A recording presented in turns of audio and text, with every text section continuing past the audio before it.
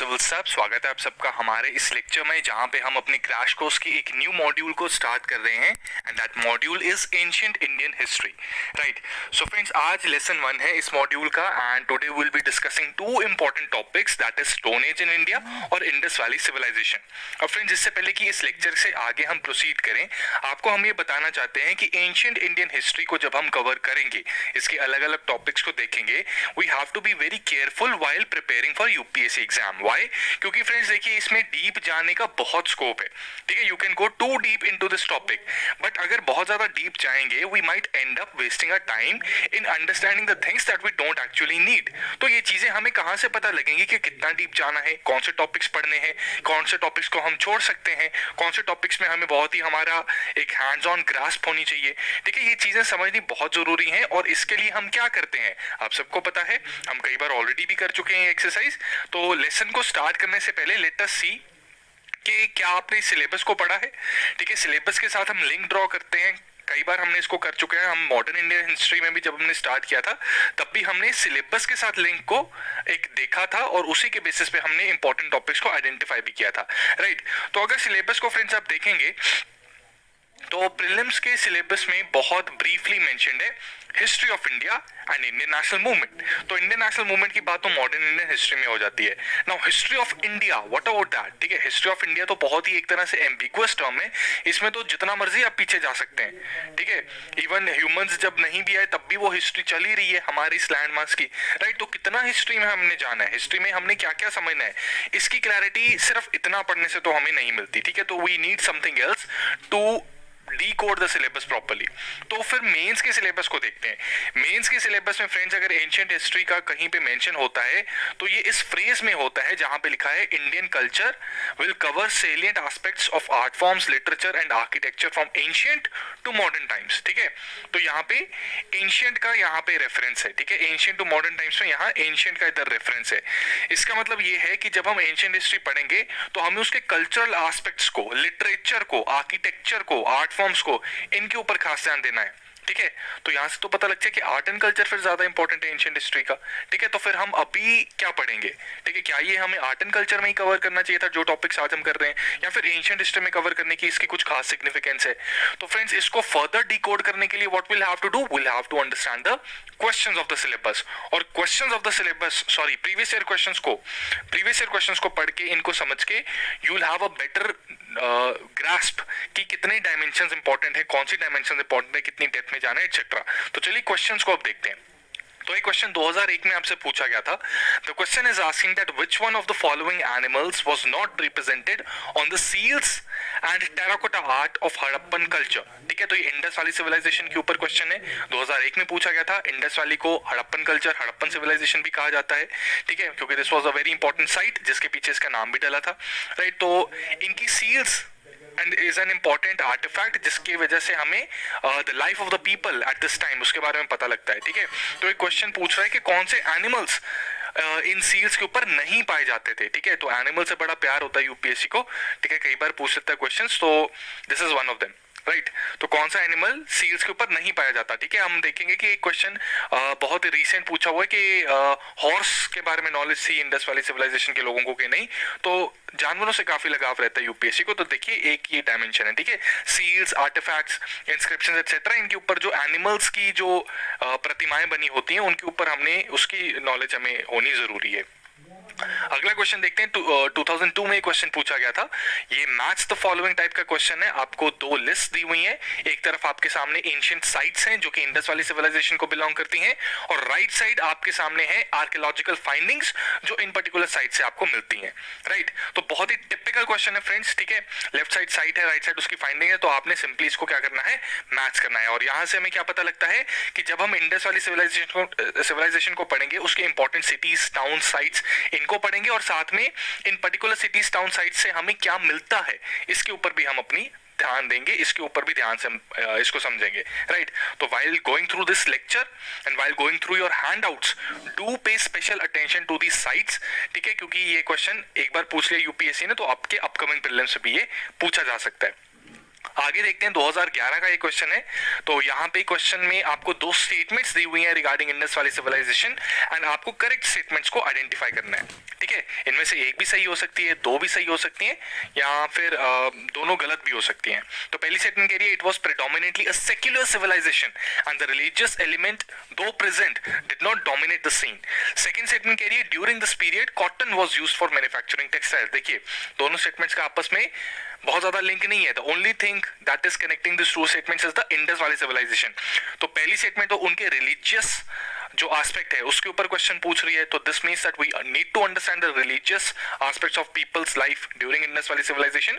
और second statement is regarding manufacturing textiles. ठीक है, तो इकोनॉमिक एस्पेक्ट से कहीं ना कहीं जुड़ा हुआ है। तो जब हम आईवीसी को यानी कि इंडस वैली सिविलाइजेशन को अपने क्रैश कोर्स में पढ़ेंगे, इन जनरल हमने यूपीएससी के लिए अगर पढ़ना है तो रिलीजियस एस्पेक्ट, सोशल एस्पेक्ट और economic aspects these become important. Along with that हमें ये भी पता है कि पॉलिटी भी होती है यहाँ की। ठीक है, तो पॉलिटिकल एस्पेक्ट भी इंपॉर्टेंट हो जाएंगे, एडमिनिस्ट्रेटिव एस्पेक्ट्स भी इंपॉर्टेंट हो जाएंगे, right. And down the line जितने चैप्टर्स हम करेंगे उसमें प्रोमिनेंट जो एडमिनिस्ट्रेटिव एस्पेक्ट है वो ग्रेजुअली प्रोमिनेंट होना स्टार्ट हो जाएगा। ठीक है, क्योंकि the story of ancient India is largely a story of the strengthening administration of the kingdoms। ठीक है, ये हम ग्रेजुअली समझेंगे भी इसको और देखेंगे भी कि किस तरह से एडमिनिस्ट्रेशन हमारी स्ट्रांग होती रही थी। ठीक है, और मॉरियंस के टाइम पे एक अखंड भारत लगभग बन भी गया था, राइट। तो ये एस्पेक्ट्स हमें पता लगता है कि ये हमने कवर करना है एंड उनको हम अपने इस चैप्टर में बहुत ही अच्छे से कवर भी करेंगे। अगला क्वेश्चन 2013 में ये पूछा गया था, ये पूछ रहा है which of the following characterises the people of Indus valley civilisation. इसमें आपको 3 स्टेटमेंट्स दी हुई हैं। ठीक है, और आपने इस स्टेटमेंट्स में से जो इंडस वैली सिविलाइजेशन के लोगों की कैरेक्टरिस्टिक्स हैं तो उसको आपने आइडेंटिफाई करना है। तो यहाँ पे भी पहली statement it is relating with religious aspect, second statement is again related to religious aspect, third statement they employed horse drawn chariots in warfare. तो ये इनकी पॉलिटिकल सीन्स, ठीक है, पॉलिटिकल राइवलरीज थी, वॉर्स होती थी या नहीं, तो उसके साथ रिलेटेड है। ठीक है, तो यहाँ से भी हमें पता लगता है कि रिलीजियस सोशल पॉलिटिकल एस्पेक्ट्स ये इंपॉर्टेंट है। ठीक है, तो 2013 में ये क्वेश्चन पूछा गया, ये भी हमें काफी इंसाइट्स दे रहा है कि हमने इस चैप्टर को पढ़ते वक्त कितनी डेप्थ में जाना है। ठीक है, बहुत ज्यादा डेप्थ में जाने का फायदा नहीं होगा फ्रेंड्स, क्योंकि रेट ऑफ रिटर्न उतना नहीं है। 98 का ये क्वेश्चन देखते हैं। Now this question says what is the correct chronological order in which the following appeared in India.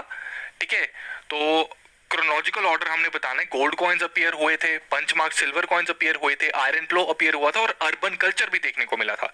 तो करेक्ट क्रोनोलॉजिकल ऑर्डर यानी कि जो सबसे पहले हुआ था वो सबसे ऊपर आएगा, देन ग्रेजुअल इवेंट्स जो हुए थे उसको हमने क्रोनोलॉजी में, ठीक है, अर्लीस्ट टू लेटेस्ट इसमें अरेंज करना है, राइट। तो क्रोनोलॉजी के ऊपर भी हम इस चैप्टर को पढ़ते वक्त खास ध्यान रखेंगे और ऐसे क्वेश्चन फ्रेंड त्रिगुणम के साथ सॉल्व किए जा सकते हैं।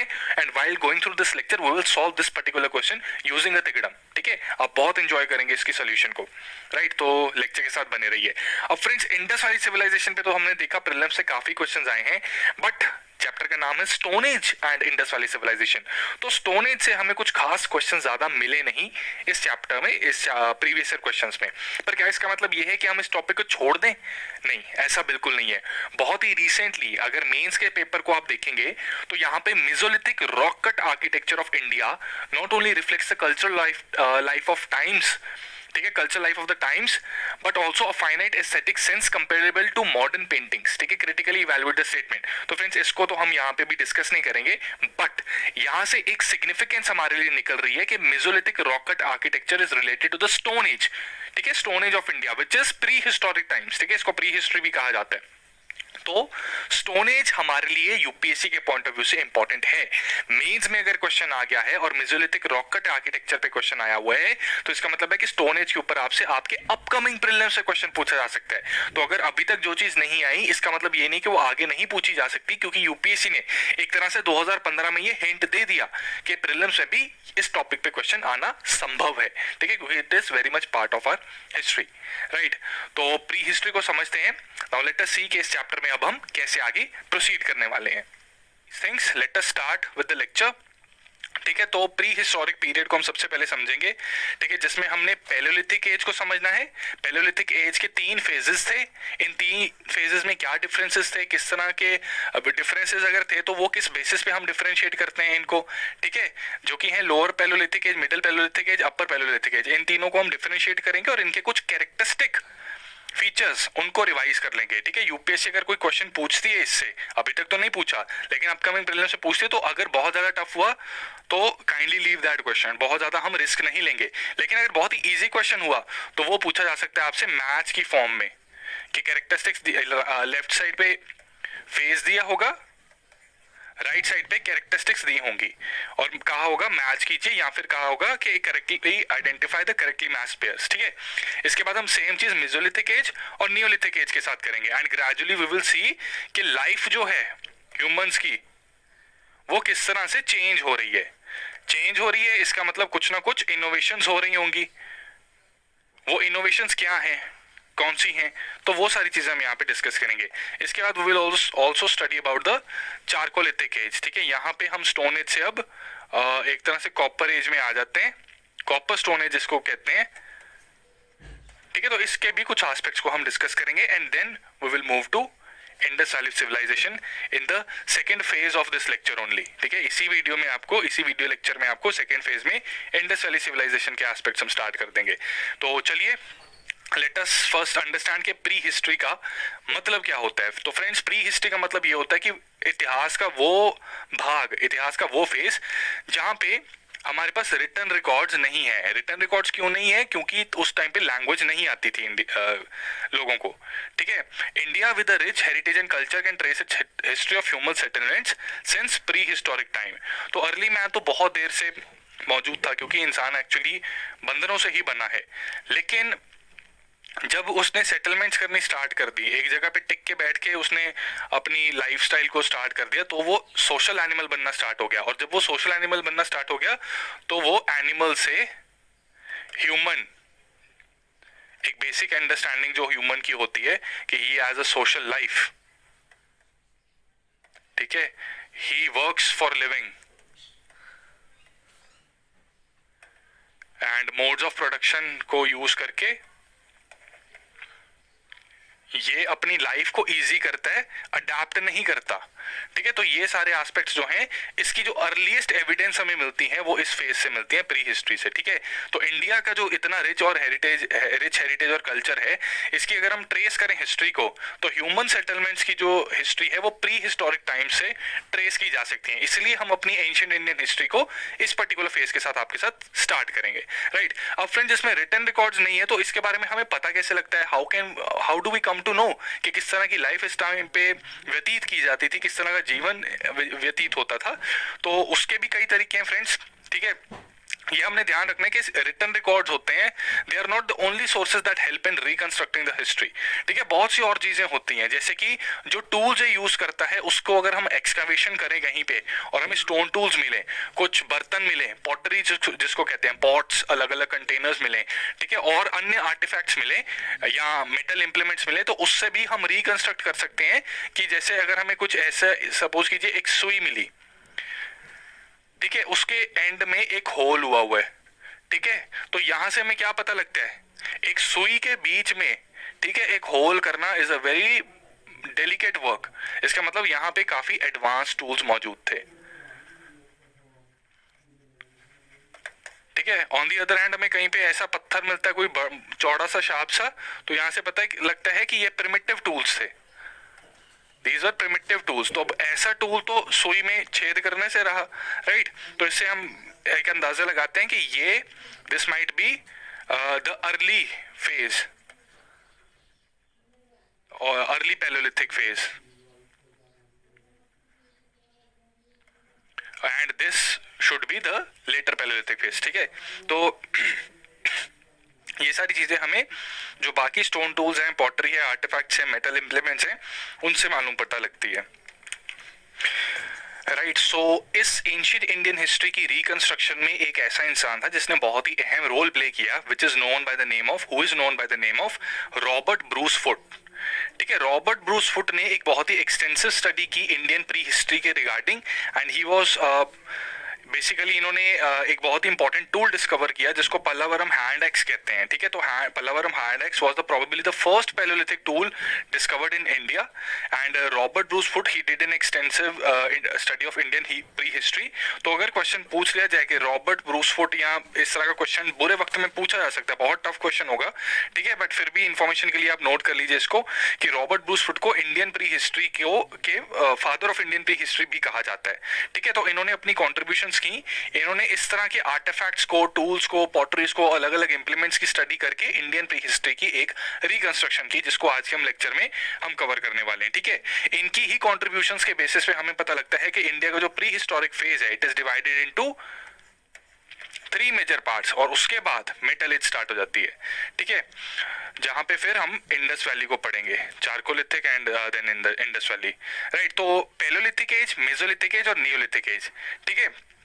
तो अब आपको ये लग सकता है कि इंडिया एक सब कॉन्टिनेंट है, ठीक है, तो ये सारी हिस्ट्री के जो फेजेस हैं ये सेम टाइम पे हर जगह आए होंगे, बट ऐसा नहीं है friends.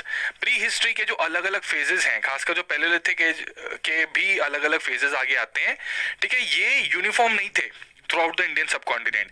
There are certain characteristic features of one particular age जो हम आइडेंटिफाई करते हैं by the use of certain kinds of tools, ठीक है। अगर एक जगह पे सपोज कीजिए हमने एवोल्यूशन को इस तरह से डिवाइड कर दिया कि टूल्स इस तरह से इवॉल्व हो रहे हैं, ठीक है, they are becoming lighter and sharper, right.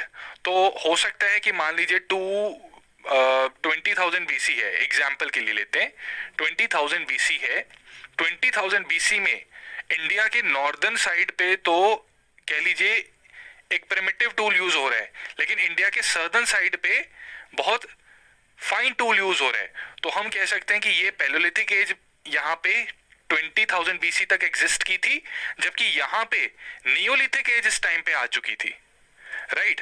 तो जो एजेस हैं, ये एक बहुत इंपॉर्टेंट चीज आप याद रखिए, यहाँ पे जो एजेस हैं वो टाइम पीरियड के हिसाब से डिफाइन नहीं होती, वो वहां की कैरेक्टरिस्टिक्स के साथ डिफाइन होती है, characteristics and certain aspects of human living, ठीक है। उन एस्पेक्ट्स को देख के हम फिर बताते हैं कि किस टाइम पीरियड पे वहां पे पर्टिकुलर एज आ चुकी थी। फॉर एग्जाम्पल, इंडिया में इंडस्ट्रियल रेवोल्यूशन और इंडस्ट्रियल एज लेट स्टार्ट हुई थी एज कंपेयर टू यूरोप, ठीक है।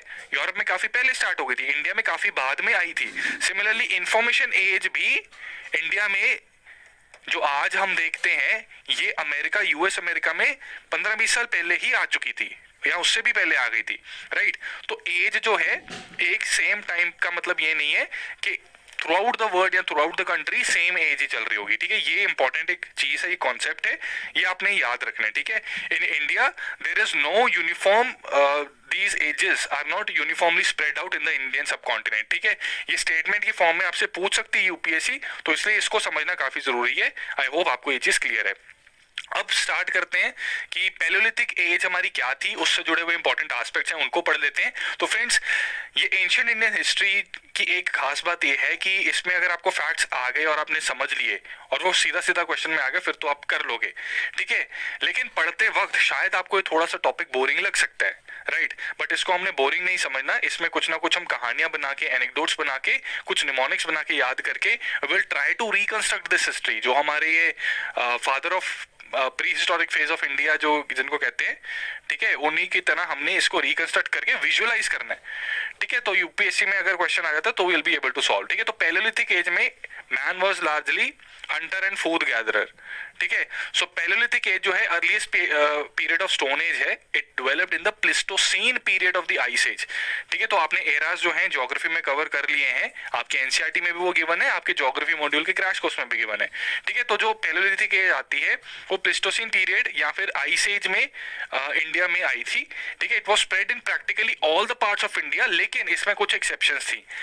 एलुवियल प्लेन्स जो थे इंडस और गंगा के, यहाँ पे हमें पैलियोलिथिक एज के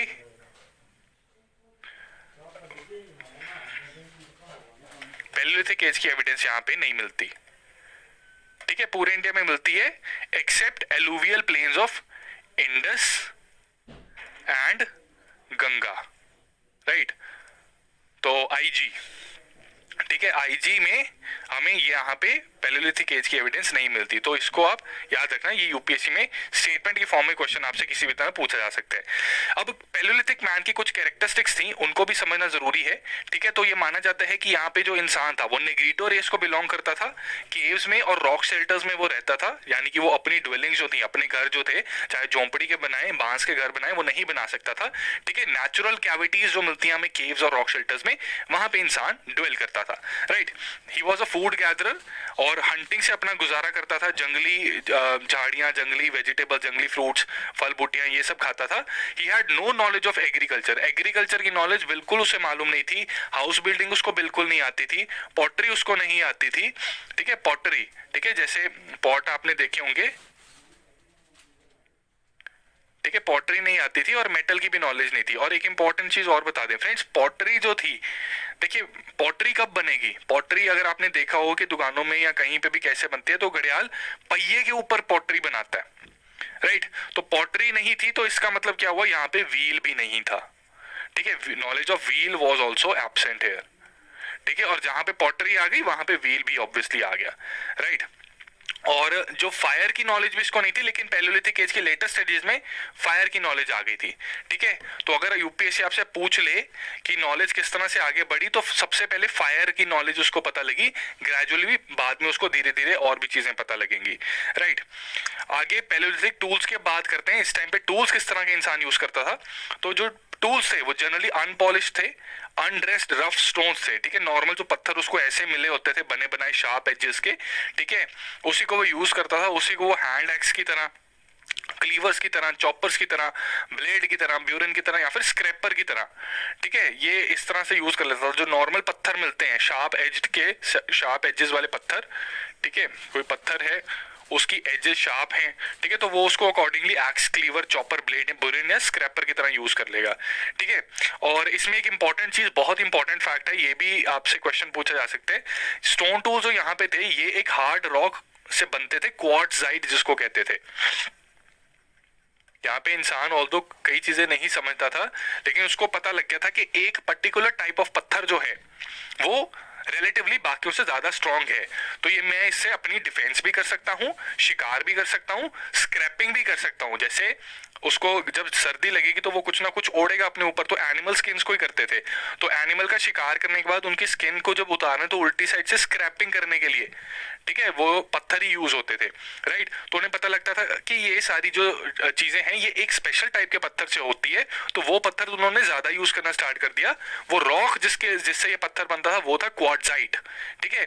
और इसी वजह से इस एज को जितने लोग बिलोंग करते हैं उसको क्वार्ट्जाइट मैन कहा जाता है इंडिया में। इंडिया के पैलियोलिथिक मैन को क्वार्ट्जाइट मैन भी कहा जाता है, राइट। तो ये बहुत इंपॉर्टेंट फैक्ट है, यूपीएससी आपसे पूछ सकती है, इसको आप रिवाइज कर सकते हैं। तो क्वार्ट्जाइट मैन की बात तो हो गई, अब नर्मदा मैन को भी समझ लेते हैं, नर्मदा है कौन, ठीक है, नर्मदा मैन है क्या। तो नर्मदा मैन या फिर नर्मदा ह्यूमन जो है, he is the earliest homo species of Indian subcontinent. हम क्या है, होमो सेपियंस सेपियंस, ठीक है। तो इसी तरह और भी ऐसी एवोल्यूशन रही थी, उसकी बहुत डिटेल्स में जाने की जरूरत नहीं है, यूपीएससी विल नॉट आस्क। लेकिन ना नर्मदा मैन एग्जैक्टली आपको कहां पे मिलता है, कब मिलता है, क्या ये चारकोलिथिक पेज में फेज में आपको पता लगा था कि ये आया है, ठीक है।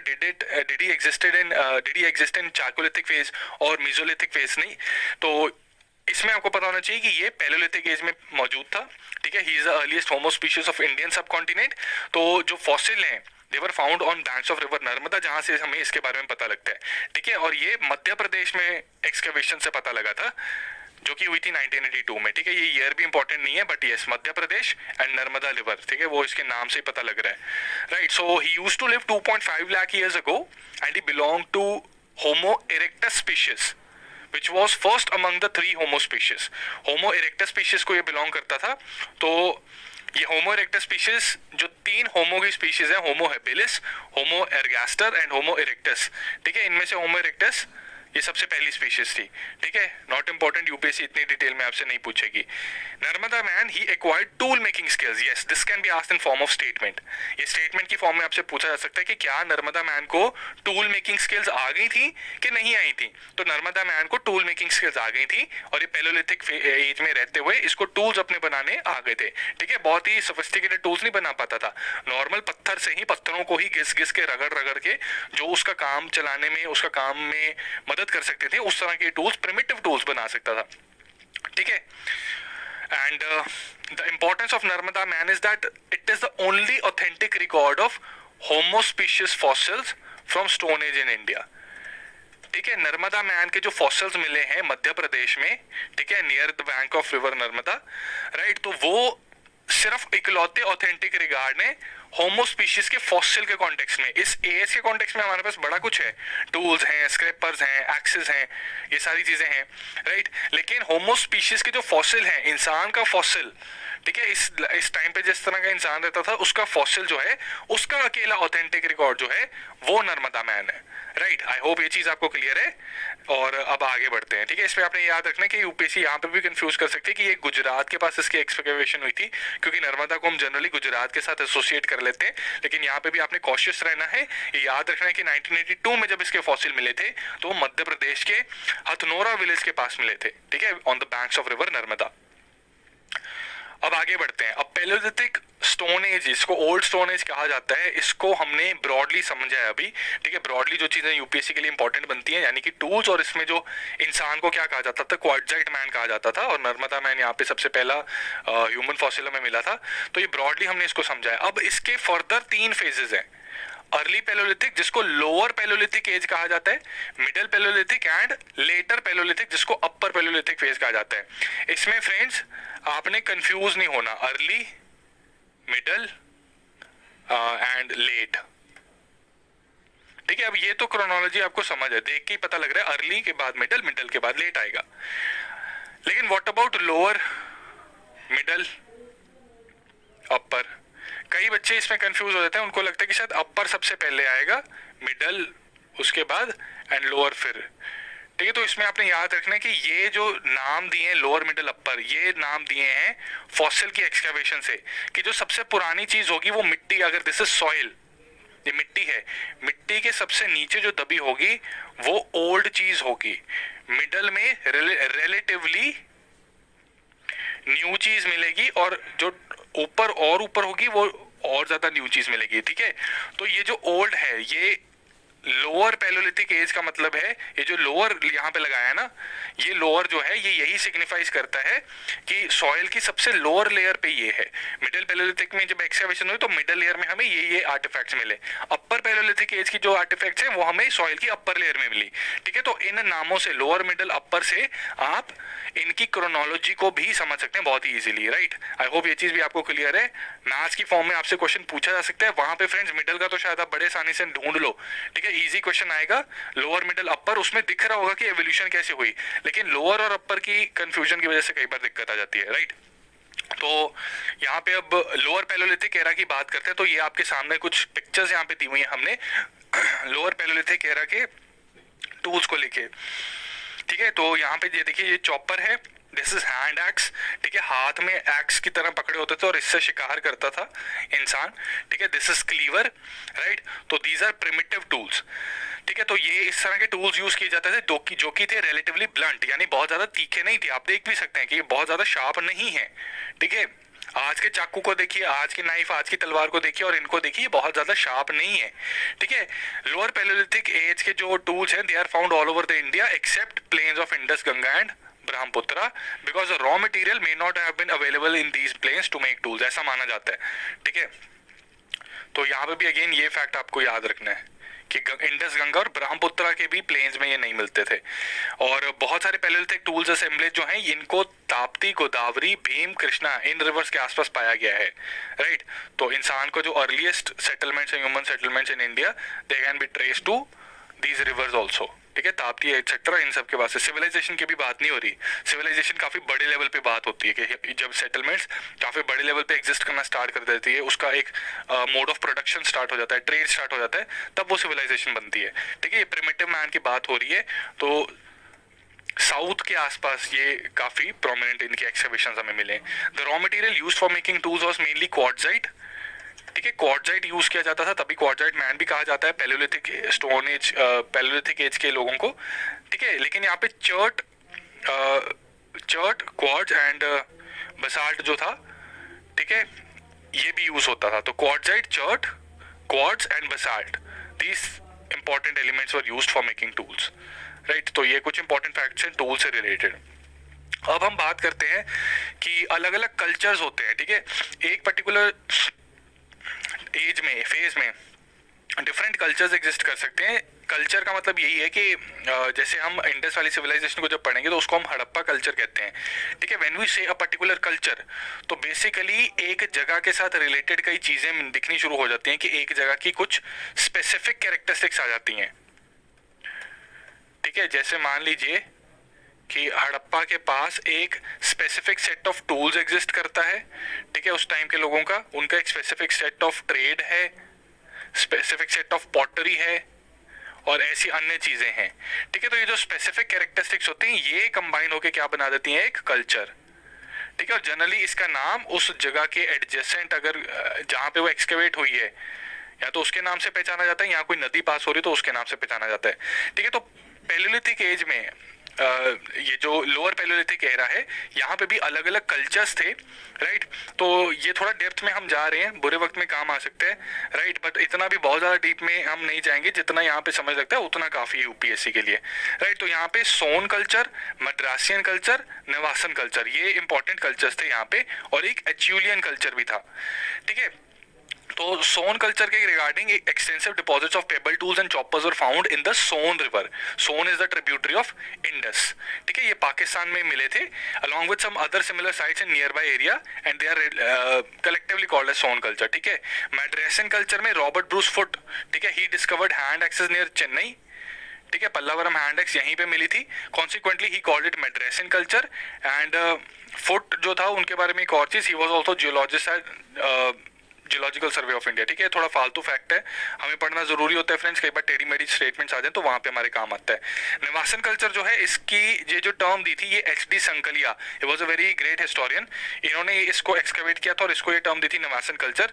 तो मिडल पैलियोलिथिक एरा के flake tools, scrapers, borers etcetera यहाँ निवासा की साइड में मिलते हैं, ठीक है। ये महाराष्ट्र के पास है, गोदावरी रिवर के पास, ठीक है। तो इसको निवासन कल्चर कहते हैं। अब यहाँ पे मिडल पैलियोलिथिक एरा की हम बात कर रहे हैं, right. But early Palaeolithic area या लोअर पैलियोलिथिक एरिया के यहाँ पे एग्जिस्ट नहीं करता था, ये गलत होगा कहना, ठीक है। मिडिल पैलियोलिथिक एरिया के एरा के काफी चीजें यहाँ पे मिलती हैं, बट अर्ली पैलियोलिथिक एरा की भी चीजें जो थी यहाँ पे इन्वॉल्व थी, ठीक है।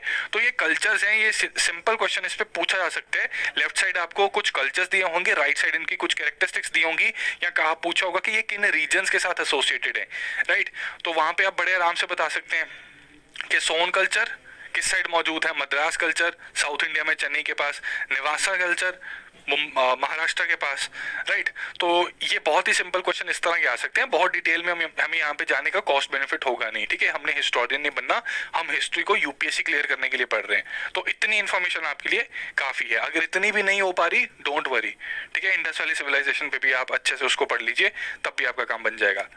आगे बढ़ते हैं अब एचुलियन कल्चर को समझ लेते हैं, ठीक है। एचुलियन कल्चर जो है, ये this was named after the French site of Saint Acheul, ठीक है। सेंट एचूल से एक इंपॉर्टेंट फैक्ट फ्रेंड्स ये एक रिलेटेड है कि सेंट एचूल को ऐसा कहा जाता है, ठीक है, कोई कंफर्म्ड रिकॉर्ड्स नहीं है, बट ऐसा मानना जाता है कि सेंट एचूल जो था, this was the first effective colony of France in India, ऐसा माना जाता है, फर्स्ट इफेक्टिव कॉलोनी ऑफ फ्रांस in India, ठीक है। Most of the sites in India including those in peninsular India, Deccan, Rajasthan, Gujarat, Maharashtra, east and north east, they have been characterised by this culture. And this culture में the tools जो थे, they were starkly different from earlier pebble tools in the sense that there began to appear standard design and they were more blows to remove flakes, ठीक है। तो यहाँ पे थोड़ी सी developments होनी स्टार्ट हो गई, राइट। आगे बढ़ते हैं, अब मिडिल पैलियोलिथिक पीरियड पे चलते हैं। मिडिल पैलियोलिथिक पीरियड के जो टूल्स थे, वो ऑब्वियसली थोड़ी सी एवोल्यूशन यहाँ पे होगी, थोड़ी सी डेवलपमेंट होगी, तो स्मॉलर, थिनर और लाइटर बन गए, ठीक है। चॉइस ऑफ रॉ मटेरियल में भी चेंज आया, बेटर रॉ मटेरियल यूज होना स्टार्ट हो गया। तो क्वार्टजाइट को यूज करना छोड़ा नहीं, ठीक है। क्वार्टजाइट, क्वार्ट्ज और बेसाल्ट जो अब एक तरह से अपर पैलियोलिथिक में, सॉरी लोअर पैलियोलिथिक पीरियड में यूज होता था, वो यहाँ पे भी यूज किया, ठीक है, लेकिन इनको सिलिशियस रॉक्स जो थे जैसे कि चर्ट एंड जास्पर, इनके साथ रिप्लेस कर दिया कई जगहों पे। ठीक है, तो टूल्स थोड़े बेटर हो गए, थोड़े ड्यूरेबल हो गए, थोड़े सॉलिड हो गए, स्ट्रांग हो गए, राइट। तो यहाँ पे टूल्स की कुछ एवोल्यूशन हो गई। साइट्स की अगर बात करें तो ये सोन, नर्मदा, तुंगभद्रा, पोटवार प्लेटो एंड संघाओ केव्स जो कि पेशावर के पास है, यहाँ पे पाए जाते हैं। ठीक है, तो ये मिडिल पैलेलिथिक पीरियड के कुछ टूल्स से रिलेटेड और उनके कुछ कैरेक्टरिस्टिक से रिलेटेड चीजें हैं।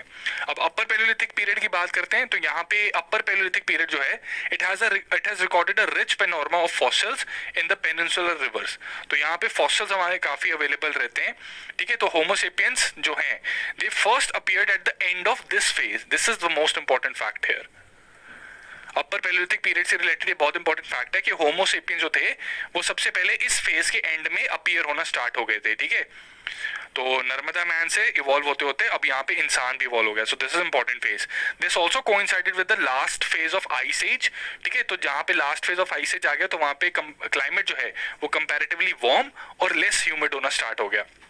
इसके बाद जो टूल्स की अगर हम बात करें अपर पैलेलिथिक पीरियड की, तो जो टूल्स थे इस एरा के दे वर रिफाइंड, राइट। तो they marked regional diversity and with respect to refinement techniques यहाँ पे स्टैंडर्डाइजेशन होनी स्टार्ट हो गई और फिनिश्ड टूल्स, पॉलिश टूल्स आने स्टार्ट हो गए।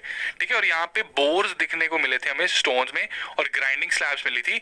तो इसका मतलब काफी फाइन टूल्स यहाँ पे बनने स्टार्ट हो गए थे। ठीक है, स्टोन्स में बोर मतलब छेद। ठीक है, पत्थरों में छेद करने लायक अगर टूल कोई बना रहा है तो इसका मतलब टूल्स काफी ज्यादा एडवांस हो गए थे। ठीक है, ग्राइंडिंग स्लैब्स मिल गई तो वो भी स्मूथनिंग पर्पस के लिए यूज होती है। तो ये बताता है कि पॉलिश्ड टूल्स यहाँ पे बनने शुरू हो गए थे।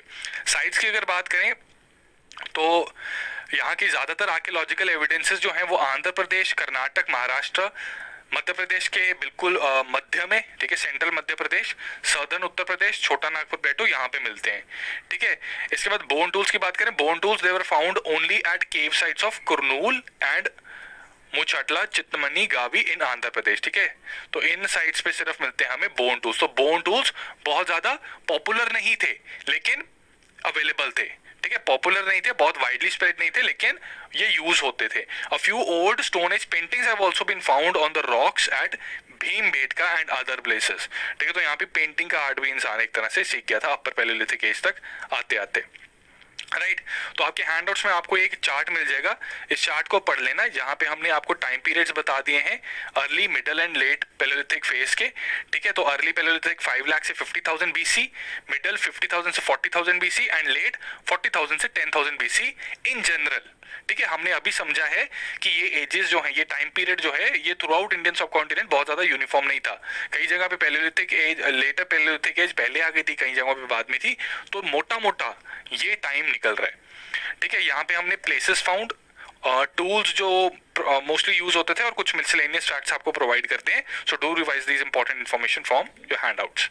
ठीक है, अब आगे चलते हैं मेसोलिथिक पीरियड पे। इसका टाइम पीरियड है 10,000 बीसी से लेके 6,000 बीसी तक। ठीक है, सो दिस इज मेसोलिथिक पीरियड। ये बेसिकली एक इंटरमीडिएट स्टेज थी स्टोन एज कल्चर और एक तरह से मेटल एज के बीच में। ठीक है, नियोलिथिक और stone age, old stone as जो थी उसके बीच का ये फेज था। तो मेसोलिथिक और नियोलिथिक कल्चर जो है they belong to holocene era. वो old stone age, paleolithic age, pleistocene, mesolithic and neolithic holocene era. ठीक है, दिस सक्सीडेड प्लेस्टोसीन एरा 10,000 साल पहले, तो तभी इसका टाइम हमने 10,000 बीसी यहाँ पे बना दिया। Right, Bagor Rajasthan on river Kothari is one of the largest and best documented Mesolithic sites in India.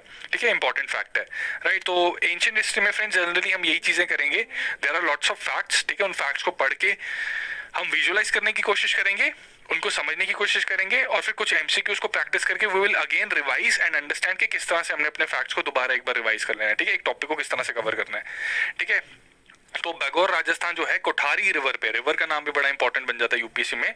तो कोठारी रिवर पे बागौर है राजस्थान में, ये मेसोलिथिक पीरियड की बेस्ट डॉक्यूमेंटेड साइट है।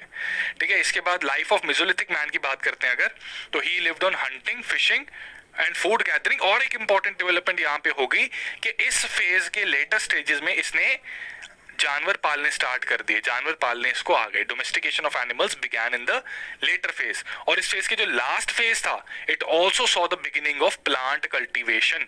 ठीक है, तो मेसोलिथिक पीरियड में अगर आपसे कहें कि agriculture was prominent, agriculture start हो गया था, नो, एग्रीकल्चर स्टार्ट नहीं हुआ था। लास्ट फेज में एग्रीकल्चर स्टार्ट हो गया, again no. Plant cultivation and agriculture are two very different things.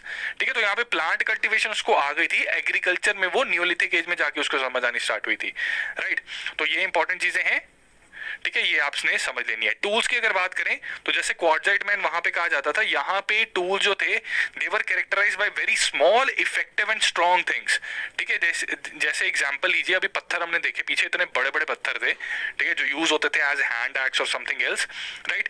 यहाँ पे बहुत छोटे छोटे, ये देखिए छोटे छोटे पत्थर, छोटे छोटे टूल्स, ठीक है, वो किसी डंडे के ऊपर लगा देंगे, ठीक है, या उसकी कुछ चेन बना लेंगे, कुछ भी कर सकते हैं। तो ये छोटे छोटे टूल्स यूज होते थे which were more effective than the earlier tools, but their size was smaller and their weight was lighter. ठीक है, तो यहाँ पे इन टूल्स को माइक्रोलिथिक टूल्स भी कहा जाता है, तो इनको माइक्रोलिथ्स भी कहा जाता है। तो ये कैरेक्टरिस्टिक फीचर था मेसोलिथिक पीरियड के टूल्स का। ठीक है, they were not only used as tools but also used to make composite tools, ठीक है, जिसमें स्पीयर हेड्स, एरोज, स्टिकल्स और भी कई चीजें यहाँ पे आ जाती हैं। ठीक है, तो कॉम्बिनेशन में भी ये यूज हो जाते थे, राइट। तो microliths is the keyword here. ये आपको पता लगना चाहिए कि माइक्रोलिथ्स कब डेवलप होने स्टार्ट हो गए। ठीक है, अदर एस्पेक्ट की बात करें तो पॉटरी की अगर बात करें हम, pottery was absent at most mesolithic sites but it is present at Langhnaj in Gujarat and in Kaimur region. ठीक है, तो इसका मतलब फायर के बाद व्हील, ठीक है, व्हील की इन्वेंशन होनी स्टार्ट हो गई थी। पॉटरी एक तरह से इजाद हुआ था। Last phase of this age it saw the beginning of plant cultivation. ठीक है, ये हमने ऑलरेडी पढ़ लिया है। रॉक आर्ट की बात करें तो रॉक आर्ट यहाँ पे डेवलप होना स्टार्ट हो गया था। तो 1867 में first rock paintings in India were discovered at Sohagi Ghat. ठीक है, ये कहाँ पे, कैमूर हिल्स में इन यूपी। अब 150 Mesolithic rock art sites they have been discovered across India with rich concentration in central India. Bhimbetka caves, Adamgarh caves etc. ये बहुत ही prominent examples है इसमें। ठीक है, इनकी significance है, यहाँ पे animals जो थे they dominated the scenes of these rock paintings। ये features हैं इस rock art के, ये जानने जरूरी हैं, स्टेटमेंट की फॉर्म में आपसे पूछा जा सकता है। तो काफी सारी मेसोलिथिक रॉक आर्ट साइट्स में एनिमल्स जो थे वो सीन्स को डोमिनेट करते थे, लेकिन एक एनिमल यहाँ पे एब्सेंट मिला था थ्रू आउट मेनी यहाँ पे साइट्स में, वो था स्नेक। ठीक है, तो हमने अभी देखा था कि यूपीएससी ने क्वेश्चन पूछा था कि हड़प्पन कल्चर में कौन सा सील, हड़प्पन कल्चर की सील्स और टेराकोटा में कौन सा एनिमल एब्सेंट था। ठीक है, तो उसका आंसर अभी हम देखेंगे जब हड़प्पन स्टार्ट करेंगे। सिमिलर क्वेश्चन आपसे यहाँ पे भी पूछा जा सकता है कि मेसोलिथिक पीरियड में जो उसकी मेसोलिथिक रॉक आर्किटेक्चर है या रॉक आर्ट है उसमें कौन सा एनिमल एब्सेंट था, तो दैट वाज स्नेक। ठीक है, burials and rock paintings they give us the ideas about the development of religious practices and also reflect division of labour on the basis of gender. ठीक है, तो यहाँ पे आपने याद रखना है कि इधर रिलीजियस प्रैक्टिसेस और रिलीजन जो था वो स्टार्ट हो गया था, ठीक है, मेसोलिथिक पीरियड में, एंड डिवीजन ऑफ लेबर भी स्टार्ट हो गई थी। डिवीजन ऑफ लेबर का मतलब है कि कौन काम किसको दिया जाएगा। ठीक है, कि जैसे ऐसा जरूरी नहीं, बस एग्जांपल लेने के लिए समझते हैं। जैसे घर संभालने की अगर बात करें तो हो सकता है कि एक घर में महिलाएं जो हैं वो कमा के लेके आ रही हैं पैसे, और जो पुरुष हैं उनका काम है कि वो उन पैसों को यूज करके खाना बनाएं, बच्चों का ध्यान रखें एक्सेट्रा, ये सारी चीजें करें।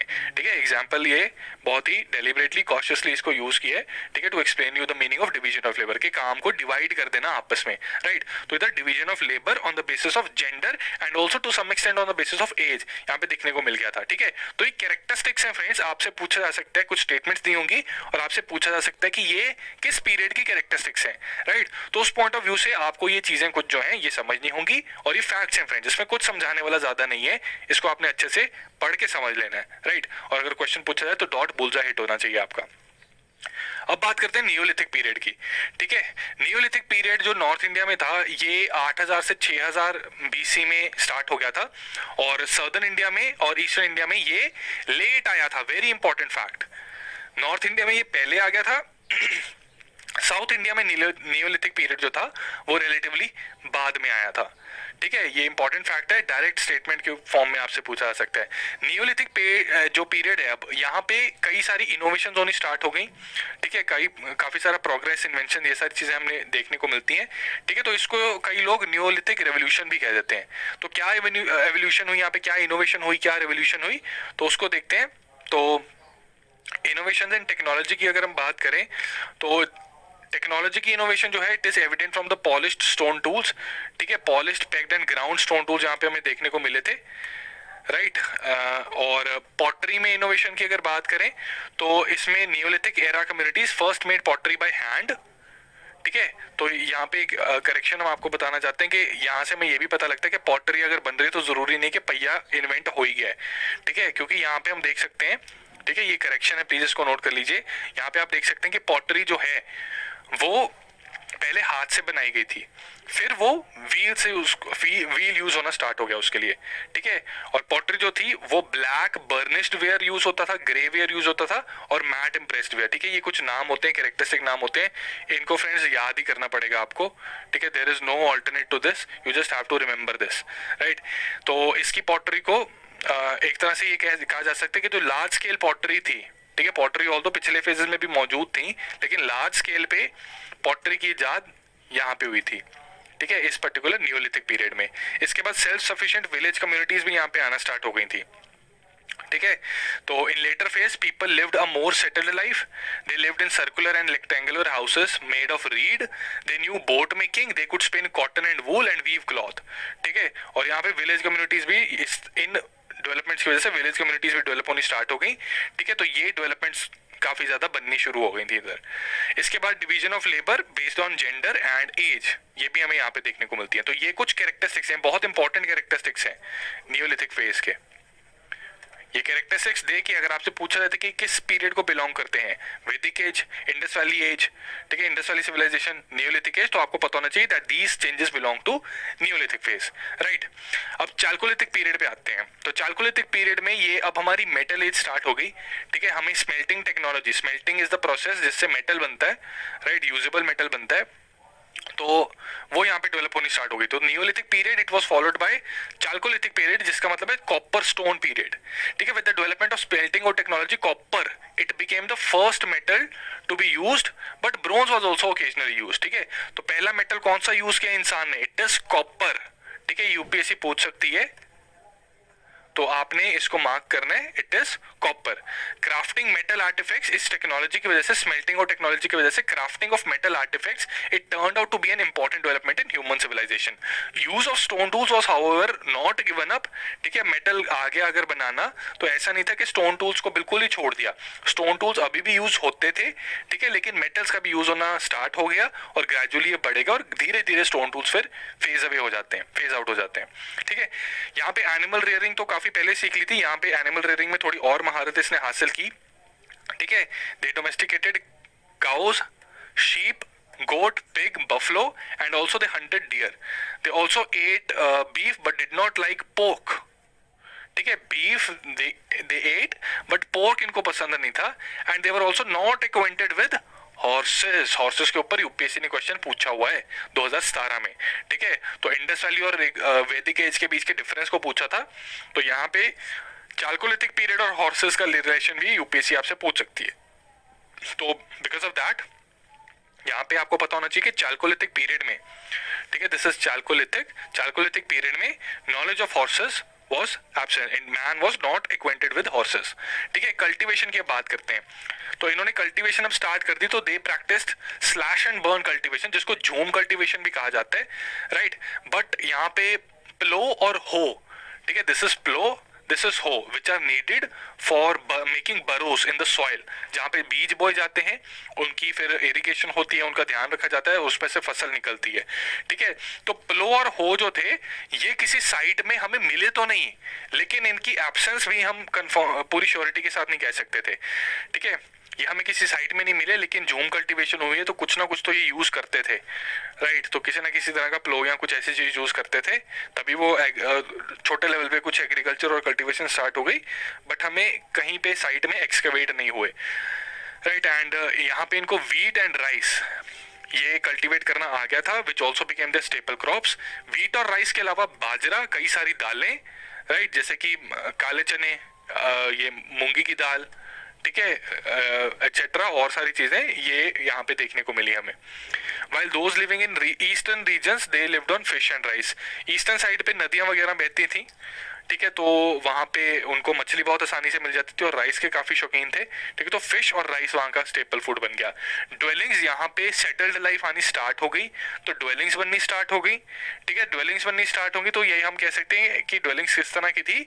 ये बर्न्ट ब्रिक्स, ईंटों को, ठीक है, जो ईंट होती है, ईंट के बारे में चारकोलिथिक इंसान को नहीं पता था, राइट। बट थैच्ड हाउस, झोंपड़ी में ये रहना शुरू उसने कर दिया और इकोनॉमी जो थी वो विलेज बेस्ड इकोनॉमी यहाँ पे स्टार्ट हो गई। कल्चर्स की बात करें तो people began to travel for long distances to obtain metal ores. यहाँ पे मेटल बनना स्टार्ट हो गया। मेटल एक बहुत ही इंपॉर्टेंट मोड ऑफ प्रोडक्शन भी बन गया। ठीक है, और शायद मेटल की वजह से एग्रीकल्चर में थोड़ी आसानी भी आनी स्टार्ट हो गई, राइट। तो मेटल ओर की सर्च में, ताकि उसको स्मेल्ट करके और बनाया जा सके, मेटल यूजेबल मेटल बनाया जा सके, लोग ट्रैवल करते थे। इससे क्या हुआ कि ट्रैवल करने से चालकोलिथिक कल्चर काफी बड़े नेटवर्क में डेवलप हो गया अलग अलग जगहों पे। ठीक है, तो चालकोलिथिक कल्चर जो राजस्थान में हमें मिलता है उसको हम बानस कल्चर कहते हैं और इस कल्चर का नाम बानस नदी के पीछे दिया गया है। सिमिलरली आहार कल्चर भी है। ठीक है, तो आहार के पास ये कल्चर हमें देखने को मिलता है, राइट। तो these are just facts, trivial facts. ठीक है, एंशिएंट मिडिवल में आप बहुत ट्रिवियल फैक्ट्स पढ़ेंगे जो पूछे भी जाते हैं यूपीएससी में, तो ये वही हम आपके साथ डिस्कस कर रहे हैं। अब चालकोलिथिक पॉटरी की बात करते हैं। ठीक है, चालकोलिथिक पॉटरी थी black and red pottery, very important. In photos को अपने माइंड में फीड कर लीजिए। अगर क्वेश्चन पूछ लिया यूपीएससी ने कि pottery which of the following statements are correct about chalcolithic period, और वहां पे पॉटरी की पेंटेड ग्रेवेयर पॉटरी यूज होती थी, वो गलत होगा। ठीक है, ये कैरेक्टरिस्टिक पॉटरी होती है किसी भी फेज की, तो ये black and red pottery were the characteristic pottery of Chalcolithic phase. Chalcolithic pottery के अलावा और भी क्राफ्ट यूज होते थे। तो जो चालकोलिथिक लोग थे, copper Smith, expert copper Smith थे। ठीक है, iron Smith, black Smith, I hope आपको ये सब पता होगा कि क्या होते हैं। तो कॉपर की स्मेल्टिंग में इनको एक्सपर्ट और महारत हासिल थी, तो they were good stone workers as well. ठीक है, ये एक तरह से कॉपर के फिर काफी सारे ये आर्ट एंड क्राफ्ट भी करते रहते थे। सेमी प्रेशियस स्टोन के बीड्स बनाने में एक्सपर्ट थे। ठीक है, जैसे कि carnelian, steatite and quartz crystal, इसके ये छोटे छोटे स्टोन्स बना लेते थे। ठीक है, और इनको स्पिनिंग और वीविंग ये भी आता था। ठीक है, तो कपड़े बनाने भी इन्होंने यहाँ पे स्टार्ट कर दिए। चालकोलिथिक साइट्स की बात करें तो ये राजस्थान, महाराष्ट्र, वेस्ट बंगाल, बिहार, मध्य प्रदेश और कई और जगहों पे यहाँ पे मौजूद है इंडिया में। साउथ इंडिया में गोदावरी, कृष्णा, तुंगाभद्रा, पेन्नार और कावेरी रिवर, एक तरह से इसके जो रिवर वैलीज है, they were settled by farming communities during this period. ठीक है, मालवा रीजन में कायथा, नवदातोली एंड ईरान, ये कुछ इंपॉर्टेंट चालकोलिथिक साइट्स हैं। ठीक है, अगर फ्रेंड्स इसको आप याद कर लेंगे, टेढ़ा क्वेश्चन अगर आ गया तो आपको मदद मिल सकती है, राइट। बट ये बाकी फीचर्स तो डेफिनेटली आप याद कर लीजिए जो यहाँ पे हमने आपके साथ क्रैश कोर्स में डिस्कस किए हैं। तो चलिए, हमने काफी बातें की, अब कुछ क्वेश्चंस को सॉल्व करके देखते हैं। ठीक है, मॉडल क्वेश्चंस हैं क्योंकि इस टाइम पीरियड से अभी तक यूपीएससी ने पूछा नहीं क्वेश्चन, पर अपकमिंग प्रीलिम्स से डेफिनेटली क्वेश्चन आपसे पूछा जा सकता है, राइट। तो let us try to solve this question. ये क्वेश्चन कह रहे हैं, consider the following statements in context of ancient Indian history. पहली स्टेटमेंट कह रही है, paleolithic age was spread in all parts of Indian subcontinent. Is this true और is it false? This is false. सारे parts में नहीं था। ये जो एलुवियल प्लेन्स थे, गंगा और इंडस के, यहाँ पे पैलियोलिथिक एज जो थी यहाँ पे नहीं देखने को मिलती, इसकी एविडेंस हमें नहीं मिलती। ठीक है, तो पहली स्टेटमेंट यहाँ पे गलत हो जाती है। सेकंड स्टेटमेंट कह रही है, palaeolithic man is said to have belong to Indo Australoid race. ये भी गलत है फ्रेंड्स। ये कौन सी रेस थी? Negrito race. थर्ड स्टेटमेंट कह रही है, palaeolithic man used to make tools of hard rocks called quartzite. तो वाज इट पैलियोलिथिक और वाज इट मेसोलिथिक जहां पे क्वार्ट्जाइट यूज होता था? ये कंफ्यूजन आपको आ सकती है, तो इसलिए ये नोट्स पढ़ लेना अच्छे से। ठीक है, पैलियोलिथिक एज में ही क्वार्ट्जाइट को यूज किया जाता था। ये आप याद रख सकते हैं कि प्रिमिटिव टूल्स थे। ठीक है, प्रिमिटिव टूल्स में इंसान को तो कुछ उसको शेप वगैरह देनी आती नहीं। ठीक है, ना उसको स्ट्रॉन्ग करना आता है यूजिंग स्मेल्टिंग एटसेट्रा, राइट। तो वो नेचुरली जो अवेलेबल हार्डेस्ट रॉक होता था उसको यूज करता था। तो हार्ड रॉक वहां पे क्वार्ट्जाइट नाम का था, क्वार्ट्जाइट को यूज करके वो अपने टूल्स बनाता था। तो Palaeolithic age is one of the earliest age, तो वहां पे क्वार्ट्जाइट यूज होता था। तो only third statement here is correct. तो हमारा आंसर यहाँ पे ऑप्शन सी बन जाता है। अगला क्वेश्चन देखते हैं। ये नर्मदा मैन के कॉन्टेक्स्ट में आपसे क्वेश्चन पूछा गया, जहां पे आपको स्टेटमेंट्स दी हुई है।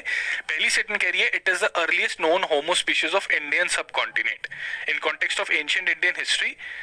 We need to consider these statements. तीन स्टेटमेंट्स दी हुई है। पहली स्टेटमेंट कह रही है, Narmada man is the earliest known homo species of Indian subcontinent. ठीक है, तो this is true. Right. Second statement कह रही है it's fossil was found on the banks of river Narmada in Gujarat. Right, this is false. ये कहां पे मिले थे? मध्य प्रदेश में। ठीक है, मध्य प्रदेश में फॉसिल मिले थे। थर्ड स्टेटमेंट कह रही है it's fossil is the only authentic record from stone age in India. Friends बहुत ध्यान से पढ़िए statement. Its fossil is the only authentic record from the stone age in India. This is again false. ठीक है, stone as में से हमें कई तरह के टूल्स मिले हैं और कई चीजें मिली हैं, बट यस, ह्यूमन फॉसिल्स की बात करें अगर, it is the only authentic record of human fossils from stone age in India. Stone age in itself का ये ओनली ऑथेंटिक रिकॉर्ड नहीं है, ह्यूमन फॉसिल का ये ऑथेंटिक रिकॉर्ड है कि इंसान उस टाइम पे किस तरह का होता था। ठीक है, क्या उसके फीचर्स होते थे, उसके जबड़े, दांत, आंखें, नाक, कान, ये किस तरह के होते थे, उसका ऑथेंटिक रिकॉर्ड है सिर्फ ये इकलौता। ठीक है, कंप्लीट स्टोन एज का ऑथेंटिक रिकॉर्ड नहीं है। इसकी थर्ड स्टेटमेंट यहाँ पे गलत हो जाती है। फ्रेंड्स यहाँ पे ध्यान रखिए, क्वेश्चन की स्टेटमेंट्स तो टफ है ही, क्योंकि जनरली हम नर्मदा में नहीं पढ़ते अपनी टेक्स्ट बुक्स में, लेकिन अगर पढ़ा भी है तब भी क्वेश्चन को अगर ध्यान से नहीं पढ़ोगे फिर गलत हो जाना है क्वेश्चन। ठीक है, तो बहुत ध्यान से पढ़ना है ये। इसमें ऐसे ट्विस्ट यूपीएससी आपको कई और सब्जेक्ट्स में भी डाल सकती है, तो वहां पे यू मस्ट रिमेंबर कि इजीली आप इसको सॉल्व कर पाए। ठीक है, तो यहाँ पे सिर्फ पहली स्टेटमेंट करेक्ट है, तो ऑप्शन सी जो है यहाँ पे करेक्ट बन जाती है, तो option C is the correct answer है। अगला क्वेश्चन, ठीक है, ये क्वेश्चन वेरी मच एक्सपेक्टेड, ये पक्का पूछेंगे आपसे आपके अपकमिंग प्रीलिम्स में। ठीक है, ये क्वेश्चन आ सकता है। लिस्ट 1 और लिस्ट 2 दी हुई है, आपको मैचिंग करनी है। ठीक है, लिस्ट 1 में फेज ऑफ स्टोन एज। ठीक है, स्टोन एज हमारी पैलेयोलिथिक एज को स्टोन एज कहा जाता है, ओल्ड स्टोन एज। उसके फेजेस हैं अपर, मिडल, लोअर। ठीक है, राइट साइड पे कैरेक्टरिस्टिक्स हैं ऑफ टूल्स। राइट, तो हमने इनको आपस में मैच करना है। तो पहला यहाँ पे कह रहा है smaller and lighter tools with more use of fine grain siliceous rocks like chert and jasper. तो ये कौन सी एज के साथ एसोसिएटेड है? मिडल पैलेयोलिथिक। सेकंड कह रहा है blunt stone tools made from quartzite. तो क्वार्ट्जाइट मैन भी ये कहां पे था? ये सबसे पुरानी वाली, ये अर्ली पैलेयोलिथिक एज के साथ एसोसिएटेड है।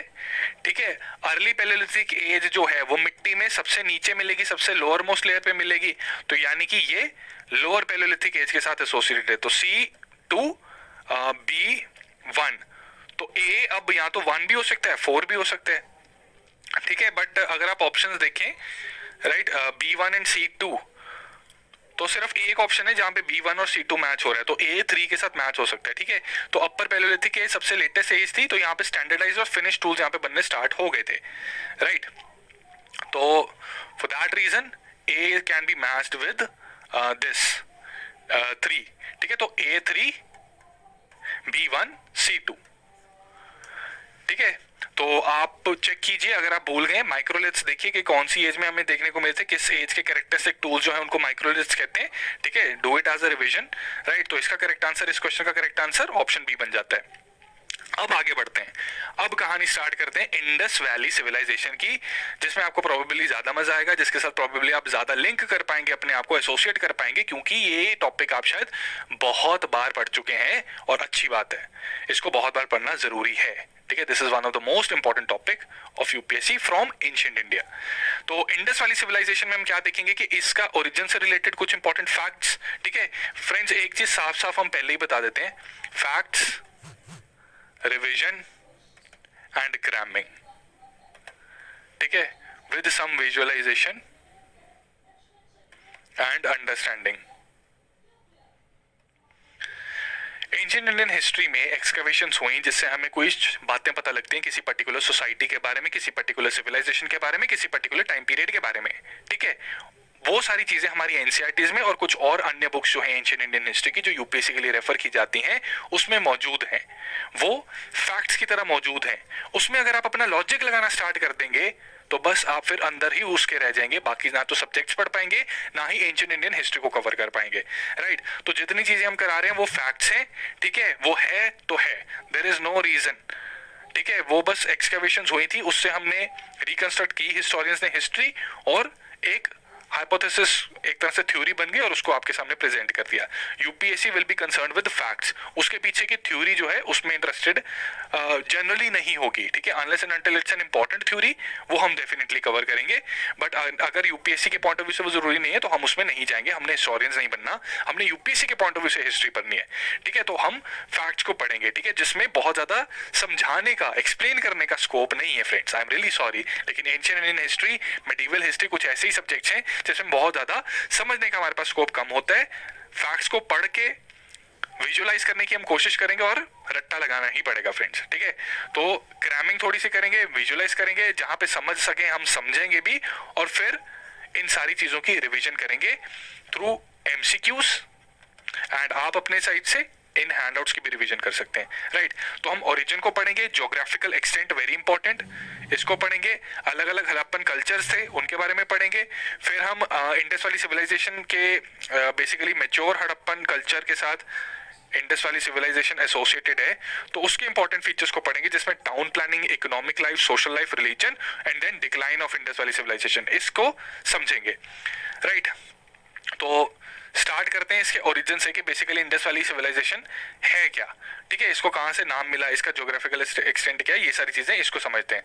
तो इंडस वैली सिविलाइजेशन ये इंडिया की एंशिएंट सिविलाइजेशन थी जो कि डेवलप हुई इंडस और घग्गर हाखरा रिवर के पास, जो कि पाकिस्तान और नॉर्थ वेस्टर्न इंडिया में स्प्रेड है, ज्यादातर हिस्सा इसका पाकिस्तान में मौजूद है, पाकिस्तान के पंजाब के आसपास का रीजन, राइट। ये सिविलाइजेशन की डेवलपमेंट जो है it forms the part of proto history and bronze as of India, और इसका टाइम पीरियड अगर देखें तो रफली 2600 से 1900 बीसी में ये फ्लरिश हुई थी सिविलाइजेशन। इस सिविलाइजेशन को हड़प्पन सिविलाइजेशन भी कहा जाता है, और इंटरचेंजेबली इंडस वैली सिविलाइजेशन और हड़प्पन सिविलाइजेशन यूज होती हैं, क्योंकि हड़प्पा जो थी ये एक तरह से पहली साइट थी जो कि 1921 में डिस्कवर हुई थी, कहां पे, वेस्ट पंजाब, जो कि अब पाकिस्तान में है, ठीक है। तो हड़प्पन सिविलाइजेशन अगर कहें और इंडस वैली सिविलाइजेशन कहें तो ज्यादातर सेम ही मीनिंग होगा। बहुत डीप जाके यूपीएससी के प्रीलिम के क्वेश्चन को अगर आपने किया एनालिसिस तो शायद क्वेश्चन अटेम्प्ट ना कर पाए, राइट। तो ये इंपॉर्टेंट फैक्ट्स हैं कि इंडस वैली सिविलाइजेशन ब्रॉडली के आई कहां से है क्या, ठीक है। तो ये चीज हमने समझ लिया। अब एक्सटेंट क्या है, ज्योग्राफिकल एक्सटेंट इसका जरूरी है, यूपीएससी आपसे पूछ सकती है ज्योग्राफिकल एक्सटेंट के बारे में। तो चलिए इसको देखते हैं कि ज्योग्राफिकल एक्सटेंट कहां से कहां तक था। तो इंडस वैली सिविलाइजेशन जो थी ये नॉर्थ वेस्टर्न पार्ट में एक तरह से फ्लरिश हुई, इंडियन सबकॉन्टिनेंट के नॉर्थ वेस्टर्न पार्ट में।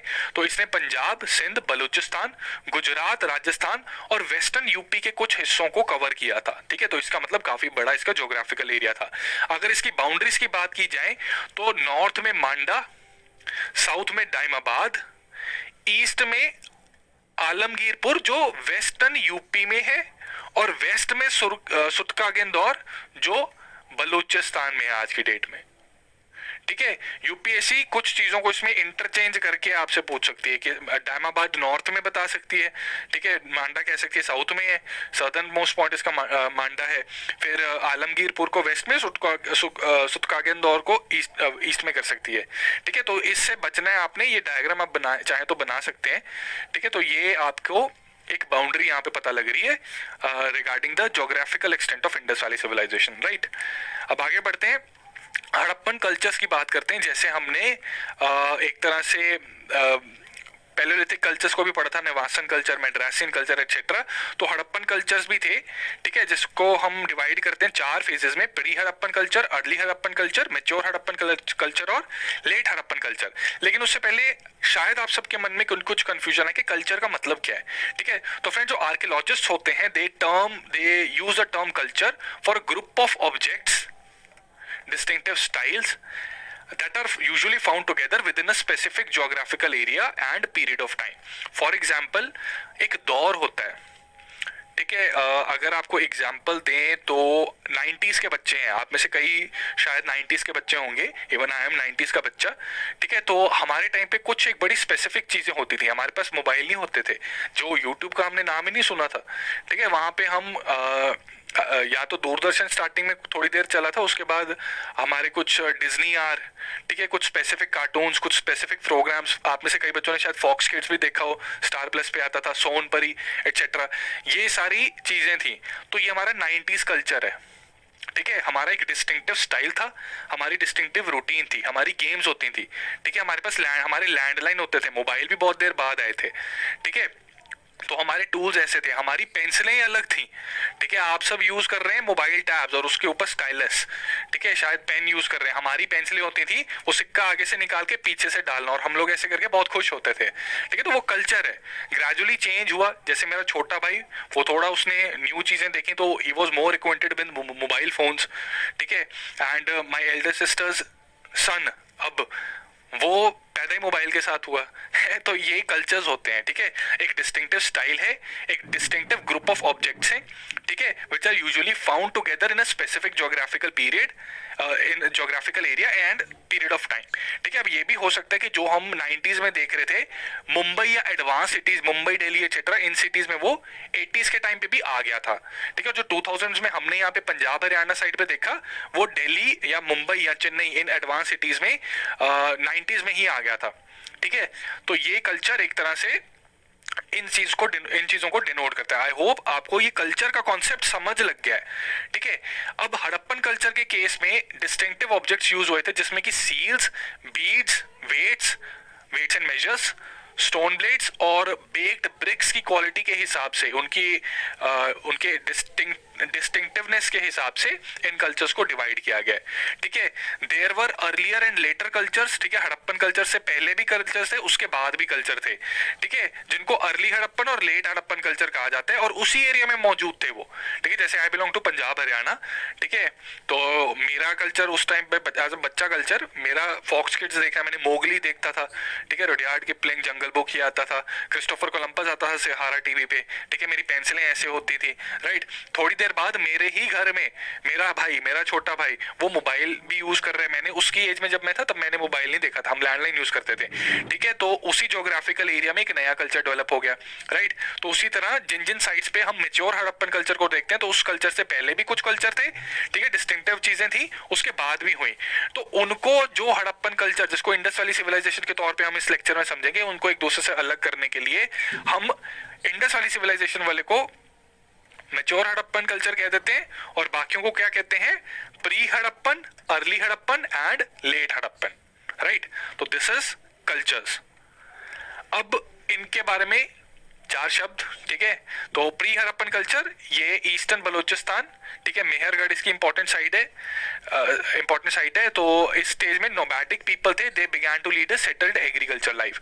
अर्ली हड़प्पन कल्चर में people lived in large villages, ठीक है, सेटल्ड एग्रीकल्चर लाइफ की शुरुआत हो गई यहाँ पे, ये स्टार्ट हो गई यहाँ पे, ग्रेजुअली इवॉल्व होके विलेजेस बनने स्टार्ट हो गए, ठीक है, तो प्लेन्स में विलेजेस के तौर पे रहना शुरू कर दिया, टाउन्स की ग्रोथ शुरू हो गई और rural to urban life took place during this period, ठीक है। विलेजेस अब बनने स्टार्ट हो गए तो और धीरे धीरे towards the end rural life से अर्बन लाइफ तक ट्रांजिशन एक स्टार्ट हो गई। Sites of Amri, Kot Diji, they are the evidence of early Harappan stage. Mature Harappan culture की बात करें तो जो ग्रेट सिटीज है हड़प्पा, मोहनजोदारो, इनकी एवोल्यूशन हो गई, तो अब रूरल लाइफ से प्योरली अर्बन कल्चर यहाँ पे स्टार्ट हो गया, ठीक है। कालीबंगन, ठीक है, बैंगल्स ऑफ क्ले, कालीबंगल का मतलब होता है बैंगल्स ऑफ क्ले, ठीक है, यहाँ पे भी अर्बन कल्चर हमें देखने को मिलता है। तो elaborate town planning, well laid streets, well laid lamp post, ठीक है, सीवेज सिस्टम, ये सारी चीजें थी, तो ये अर्बन कल्चर यहाँ पे देखने को मिलता है। तो इंडस वैली की नेचर भी अर्बन कल्चर से एसोसिएटेड है, अर्बन नेचर है इंडस वैली की। और इंडस वैली के बाद लेट हड़प्पन कल्चर में डिक्लाइन होना स्टार्ट हो गया, ठीक है।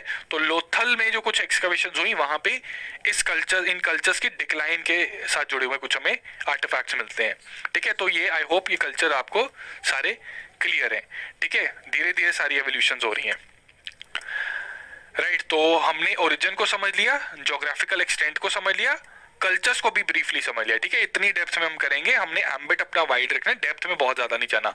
अब बात करते हैं इंपॉर्टेंट चीजों की, ठीक है। अब हम जा रहे हैं मैच्योर हड़प्पन कल्चर के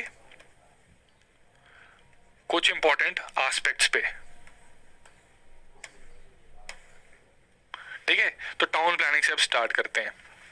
टाउन प्लानिंग में हम क्या करेंगे, हम करेंगे तो सारा कुछ society, economy, agriculture, religion, decline, ये सब पढ़ेंगे। टाउन प्लानिंग में व्हाट वी विल डू, हम स्ट्रक्चर को समझेंगे कि टाउन का स्ट्रक्चर क्या था, ब्रॉड फ्रेमवर्क क्या था टाउन का, क्या कितने पार्ट थे, 2 पार्ट थे, 3 पार्ट थे, 4 पार्ट थे, क्या थे, ठीक है। तो स्ट्रक्चर को हम समझेंगे। स्ट्रीट्स, किस तरह की स्ट्रीट्स थी, ठीक है, सर्कुलर स्ट्रीट्स थी, पेंटागोनल स्ट्रीट्स थी, क्या थी, ठीक है, तो वो हम पढ़ेंगे। ड्रेनेज सिस्टम को देखेंगे, किस तरह के घर बनने थे लोगों के, और कुछ इंपॉर्टेंट बिल्डिंग्स जो इस टाइम पे एग्जिस्ट करती थी, ठीक है। तो स्ट्रक्चर ऑफ टाउन की अगर बात करें तो यहाँ पे जो टाउन था वो 2 पार्ट्स में डिवाइडेड था। एक को कहते थे सिटाडल, ठीक है, इसको एक्रोपोलिस के नाम से भी जाना जाता है फ्रेंड्स, एक्रोपोलिस, ठीक है, और एक लोअर सिटी था सिटाडल। जैसे कि आप देख सकते हैं, अगर हम अपना एक कंपास बनाए छोटा सा यहाँ पे, वेस्ट, ईस्ट, साउथ, नॉर्थ, ठीक है, तो citadel generally western side of कह लीजिए ऑफ द एरिया होता था। सिटी के टाउन के वेस्टर्न साइड पे सिटाडल होता था, जो कि रेज्ड पार्ट में होता था। ईस्टर्न साइड पे लोअर सिटी होता था, ठीक है। यूपीएससी आपसे क्वेश्चन इसको ट्विस्ट करके डाल सकती है, इंटरचेंज कर देगी कि सिटाडल ईस्ट में, लोअर सिटी वेस्ट में, राइट। तो आपने कंफ्यूज नहीं होना वहां पे। Harappan civilisation is known for its urban outlook and sophisticated sense of civic planning and organisation. ये इसका स्ट्रक्चर था टाउन का, राइट। जो सिटाडल था ये रिलेटिवली स्मॉलर एरिया ऑक्यूपाई करता था, क्योंकि यहाँ पे रूलिंग क्लास रहती थी, और रूलिंग क्लास के लोग कम होते हैं, ठीक है, तो छोटे एरिया में भी वो पूरे लैविशली जी सकते थे, अच्छे से रह सकते थे, ठीक है। यहाँ पे रूलिंग क्लास के पैलेसेस होते थे, पब्लिक बिल्डिंग्स थी, इंपॉर्टेंट ग्रेनरीज थी और इंपॉर्टेंट वर्कशॉप्स थी, right. On the other hand lower part में कॉमन लोग रहते थे, ये लार्जर एरिया ऑक्यूपाई करता था, और ये eastern side of the city पे मौजूद था, ठीक है। तो ये कुछ इंपॉर्टेंट फैक्ट्स है इसके स्ट्रक्चर और 2 पार्ट्स से, ठीक है। तो जनरली 2 पार्ट्स में डिवाइडेड होता था कोई भी टाउन, ठीक है, लेकिन कुछ जगहों पे 3 पार्ट्स भी मिले थे, राइट। तो हर जगह ही 2 पार्ट्स है ऐसा जरूरी नहीं है। क्वेश्चन आए तो आपने कहना कि नहीं ऐसा जरूरी नहीं है, ठीक है। इसके बाद स्ट्रीट्स की बात करते हैं। तो स्ट्रीट्स जो थी, स्ट्रीट्स यहाँ पे बिल्कुल चंडीगढ़ जैसी थी, ठीक है। चंडीगढ़ अगर कोई आया आप में से, तो उनकी पैटर्न जो स्ट्रीट्स का है वो इस तरह से है, ठीक है। ये जहाँ पे जंक्शन, जहाँ पे राउंड अबाउट्स हैं, ठीक है, बहुत ही वेल प्लान्ड सिटी है ये, ठीक है। राइट एंगल पे सारी कटती हैं, ठीक है। On the other hand Panchkula ने कोशिश की, बट वो इस तरह से है पंचकूला, यहाँ पे मेन चौक है, पंचकूला में ऐसे कटती हैं, ठीक है। तो ये कोशिश की, बट चंडीगढ़ में तो इसी तरह है, राइट। तो this is considered to be very effective and efficient town planning. तो ये चीज हमें इतने साल, हजारों साल पहले इंडस वैली सिविलाइजेशन में देखने को मिलती है, राइट। तो ग्रिड पैटर्न फॉलो होता था, नॉर्थ साउथ और ईस्ट वेस्ट स्ट्रीट्स रन करती थी, राइट एंगल्स पे एक दूसरे को कट करती थी, ठीक है। देवर वाइड, मेन स्ट्रीट 10 मीटर तक चौड़ी हो सकती थी, ठीक है। एंड अलग अलग जो ब्लॉक्स थे वो रेक्टेंगुलर या स्क्वायर ब्लॉक्स में डिवाइड कर देती थी, ठीक है। जैसे कि अगर ये स्ट्रीट बन रही है ऐसे, तो ये रेक्टेंगुलर ब्लॉक बन गया, ये स्क्वायर ब्लॉक बन गया, ठीक है। रेक्टेंगुलर या स्क्वायर ब्लॉक में टाउन को डिवाइड कर दिया था। यहाँ पे थोड़ी थोड़ी इंटरवल्स के बाद लैंप पोस्ट होते थे, ठीक है।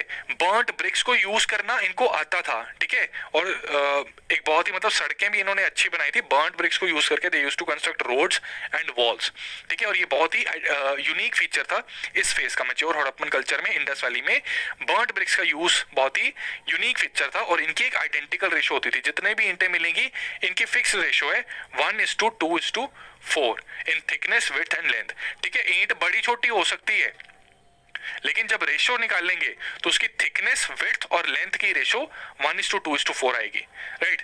तो ये भी बहुत यूनिक फीचर है। और यहां से क्या पता लगता है, असर्शन रीजन का आपको अगर क्वेश्चन आए कि असर्शन हो कि Indus valley civilisation standard weights और मेजर्स में काफी एक्सपर्ट थे, और रीजन दिया हो कि उनकी जो ईंटें थी वो 1:2:4 की रेशो में आइडेंटिकल थी, तो क्या रीजन सही है, क्या एजर्शन सही है? अगर सही है तो क्या करेक्ट रीजन है? तो ये फ्रेंड्स रीजन सही है और करेक्ट रीजन भी है।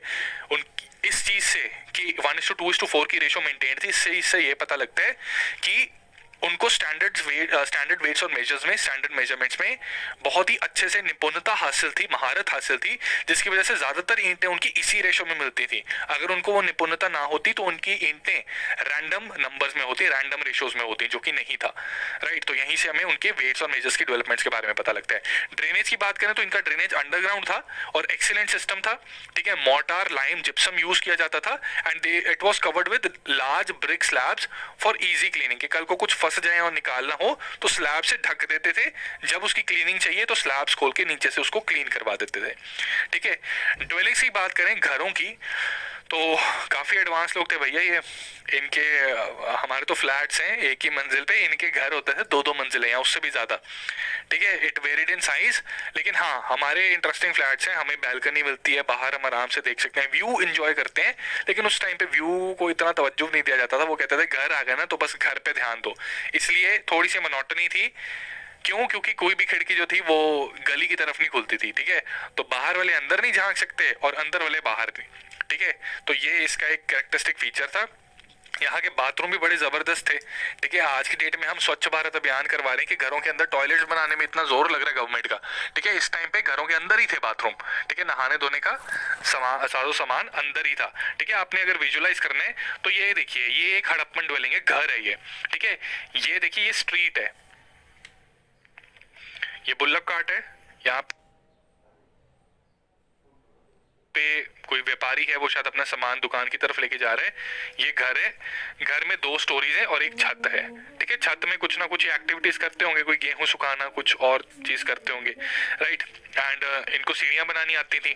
ठीक है, they knew the art of making stairs, right. And यहाँ पे आप देख सकते हैं कि ये this is bathroom, bathing place, and it is tiled. ठीक है, टाइल्स प्रॉपर यूज होती थी। ठीक है, दिस इज बेडरूम। ठीक है, यहाँ पे भी कुछ, ये शायद स्टोरेज स्पेस लग रही है, कुछ स्टोर कर रहे हैं। और दिस इज किचन।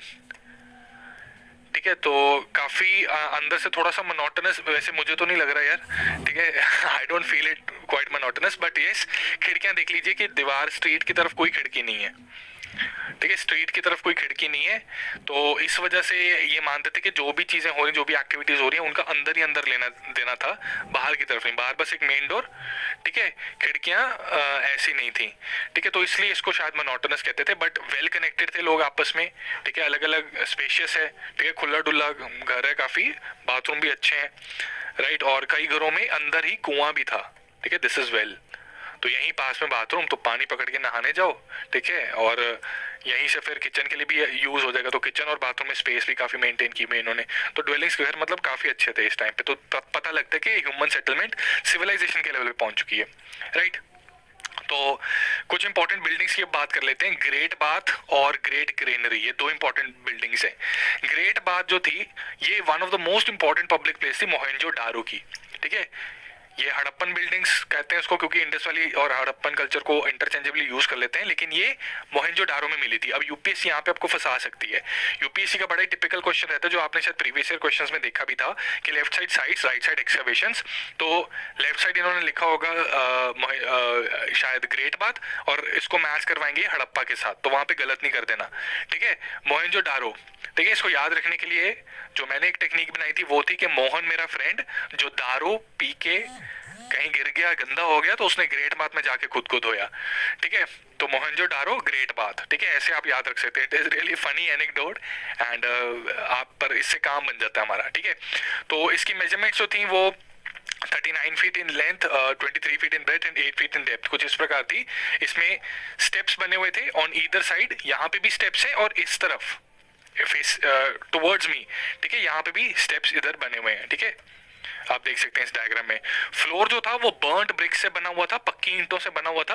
वाटर जो था वो किसी लार्ज वेल से ड्रॉ किया जाता था, जो कि बगल वाले कमरे में मिलता था, और एक आउटलेट भी था फ्रॉम कॉर्नर, जिससे कि जो पानी था वो ड्रेन भी करवाया जा सकता था। ठीक है, और ये माना जाता है किसी बहुत बड़ी रिचुअल बेदिंग के लिए इस साइट को यूज किया जाता था। मोहेंजो-दारो में एक और काफी बड़ी चीज प्रेजेंट थी, जो कि है लार्ज ग्रेनरी। ठीक है, 150 feet length, 50 feet in breadth. ठीक है, काफी बड़ी ग्रेनरी थी, तो यहाँ पे गेहूं और जो उनकी क्रॉप्स है उनको स्टोर किया जाता था। ठीक है, और हड़प्पा में 6 ग्रेनरीज थी, और इन 6 ग्रेनरीज का कंबाइंड एरिया लगभग इस मोहेंजो-दारो की एक ग्रेनरी के बराबर था। ठीक है, मोहेंजो-दारो की एक बड़ी ग्रेनरी हड़प्पा की 6 ग्रेनरीज के बराबर थी, तो काफी बड़ी ग्रेनरी यहाँ पे मानी जाती है कि एग्जिस्ट करती थी, राइट। तो हमने क्या क्या पढ़ लिया? अब हमने ओरिजिन समझ लिया, हमने ज्योग्राफिकल एक्सटेंट पढ़ लिया, कल्चर समझ लिया, टाउन प्लानिंग को देख लिया जिसमें स्ट्रक्चर, स्ट्रीट्स, ड्रेनेज, ड्वेलिंग्स और इंपॉर्टेंट बिल्डिंग्स भी पढ़ ली। ठीक है, तो काफी पोर्शन देखिए हमने आपके साथ यहाँ पे कवर कर लिया। अब इकोनॉमिक लाइफ को देखते हैं कि इकोनॉमिक लाइफ यहाँ पे किस तरह की थी, जिसमें हम पढ़ेंगे ट्रेड एंड इकोनॉमी की इनकी एविडेंसेस क्या थी, जिसमें seals they were very important evidences, किस तरह का इनका मनी, ट्रेड एंड ट्रांसपोर्ट था, एक्सटर्नल ट्रेड इनका था तो कैसा था, किसके साथ था, किन सिविलाइजेशंस के साथ था, वेट्स और मेजरमेंट्स कैसे यूज करते थे। ठीक है, तो चलिए ट्रेड एंड इकोनॉमी को देखते हैं। ठीक है, तो फ्रेंड्स हड़प्पन इकोनॉमी की जो हम इन्फ्रेंसेस यानी कि कंक्लूजन्स ड्रॉ करते हैं, इसके बारे में जो इन्फॉर्मेशन हम ड्रॉ करते हैं, ठीक है, वो हमें पता लगता है जो मेसोपोटामियन और पर्शियन सिविलाइजेशन जो इसके आसपास के टाइम पे एग्जिस्ट करती थी, तो उसके साथ जो हमें कुछ आर्टिफैक्ट्स मिले हैं कि मेसोपोटामियन सिविलाइजेशन की कुछ चीजें हमें यहाँ मिली हैं इंडिया में, इंडिया पाकिस्तान में, और इंडस वैली सिविलाइजेशन की कई चीजें इजिप्ट में एक्सकवेट हुई हैं। तो उससे पता लगता है कि दोनों सिविलाइजेशन में ट्रेड रिलेशंस थे। तो इंटरनेशनल ट्रेड देखिए फ्रेंड्स यहाँ पे डेवलप हो गया था। ठीक है, मेसोपोटामियंस माना जाता है कि इंडस रीजन को मेलुहा कहते थे। ठीक है, मेलुहा कहा जाता था, Indus region was known as Meluha. आपको यूपीएससी क्वेश्चन पूछ सकती है that the term Meluha is often seen in context of ancient Indian history which of the following correctly represents it, describes it. तो वो यूपीएससी अब कह सकती है मेलुहा मेसोपोटामियंस को इंडस वैली वाले कहते थे, लेकिन हमें कैसे पता, हमने तो उनकी स्क्रिप्ट जिसके बारे में अभी हम पढ़ेंगे उसको डिसाइफर ही नहीं किया, तो हम तो पता ही नहीं हमें कि उसको मेलुहा कहते हैं कि जिलुहा कहते हैं कि टिलुहा कहते हैं। ठीक है, तो ये मेलुहा हम लोग थे क्योंकि मेसोपोटामियन सिविलाइजेशन की स्क्रिप्ट को डिसाइफर कर लिया गया। ठीक है, तभी मूवी भी बनी द मम्मी, जिसमें बड़े आराम से यार मजे से पढ़ते हैं वो एंशिएंट मेसोपोटामियन स्क्रिप्ट, राइट। तो मेलुहा ये मेसोपोटामियन इंडस रीजन था, मेसोपोटामियन में कहलाए जाते थे हम लोग। ठीक है, अब हड़प्पन की सील्स, ये बहुत इंपॉर्टेंट एक्सकेवेटेड चीजें हैं। ठीक है, ये आर्ट एंड कल्चर के साथ भी रिलेटेड है, ये हमारी एंशिएंट इंडियन हिस्ट्री के साथ भी रिलेटेड है। मोर ओवर फ्रेंड्स, इस जो हम कंपोनेंट आपके साथ कवर कर रहे हैं, you will realise art and culture से जुड़ी कई चीजें यहाँ पे ऑलरेडी साथ साथ ही कवर हो जाएंगी। ठीक है, तो when you will cover art and culture part, तो वहां पे रिवाइज करते रहना आप साथ साथ, राइट। तो सील्स की अगर बात करें तो सील्स की एक बहुत ही स्पेशल सिग्निफिकेंस है इन कॉन्टेक्स्ट ऑफ ट्रेड।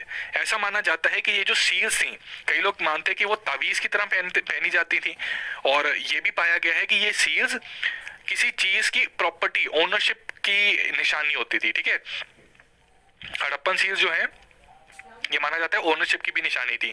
ये सील्स मेसोपोटामियन सिटीज में जैसे कि सूसा और उर यहाँ पे पाई गई। निपुर में एक सील पाई गई which was bearing Harappan script and a unicorn, this one जो आप यहाँ पे पिक्चर में देख सकते हैं। ठीक है, हड़प्पन स्क्रिप्ट कुछ लिखी हुई है और यूनिकॉर्न बना हुआ है। कोई भी मर्चेंट था इंडस वैली के टाइम पे, ठीक है, he had a seal bearing emblem often of a religious character and a name, brief description on one side. ठीक है, इसी तरह का रिलीजियस कैरेक्टर कोई हो सकता था, कुछ नेम हो सकता था और ब्रीफ डिस्क्रिप्शन। ठीक है, स्टैंडर्ड हड़प्पन सील ये स्क्वायर होती थी, oblong plaque made of steatite stone. ठीक है, तो स्टोन का नाम इंपॉर्टेंट, शेप इंपॉर्टेंट, राइट। और किस तरह की दिखती थी, ओब्लॉन्ग प्लेग की तरह। Though its primary purpose is infer to mark the ownership of property, primary purpose इसका ओनरशिप ऑफ प्रॉपर्टी माना जाता है, लेकिन कुछ लोग कहते हैं ये एमुलेट्स के तौर पे भी शायद यूज कर लेते थे, राइट। तो आई होप ये चीजें आपको क्लियर है। सील्स इंपॉर्टेंट चीजें हैं इंडस वैली से रिलेटेड, तो चलिए इसके बारे में कुछ और पढ़ लेते हैं। ये कुछ सील्स आपको यहाँ पे दिख रही होंगी।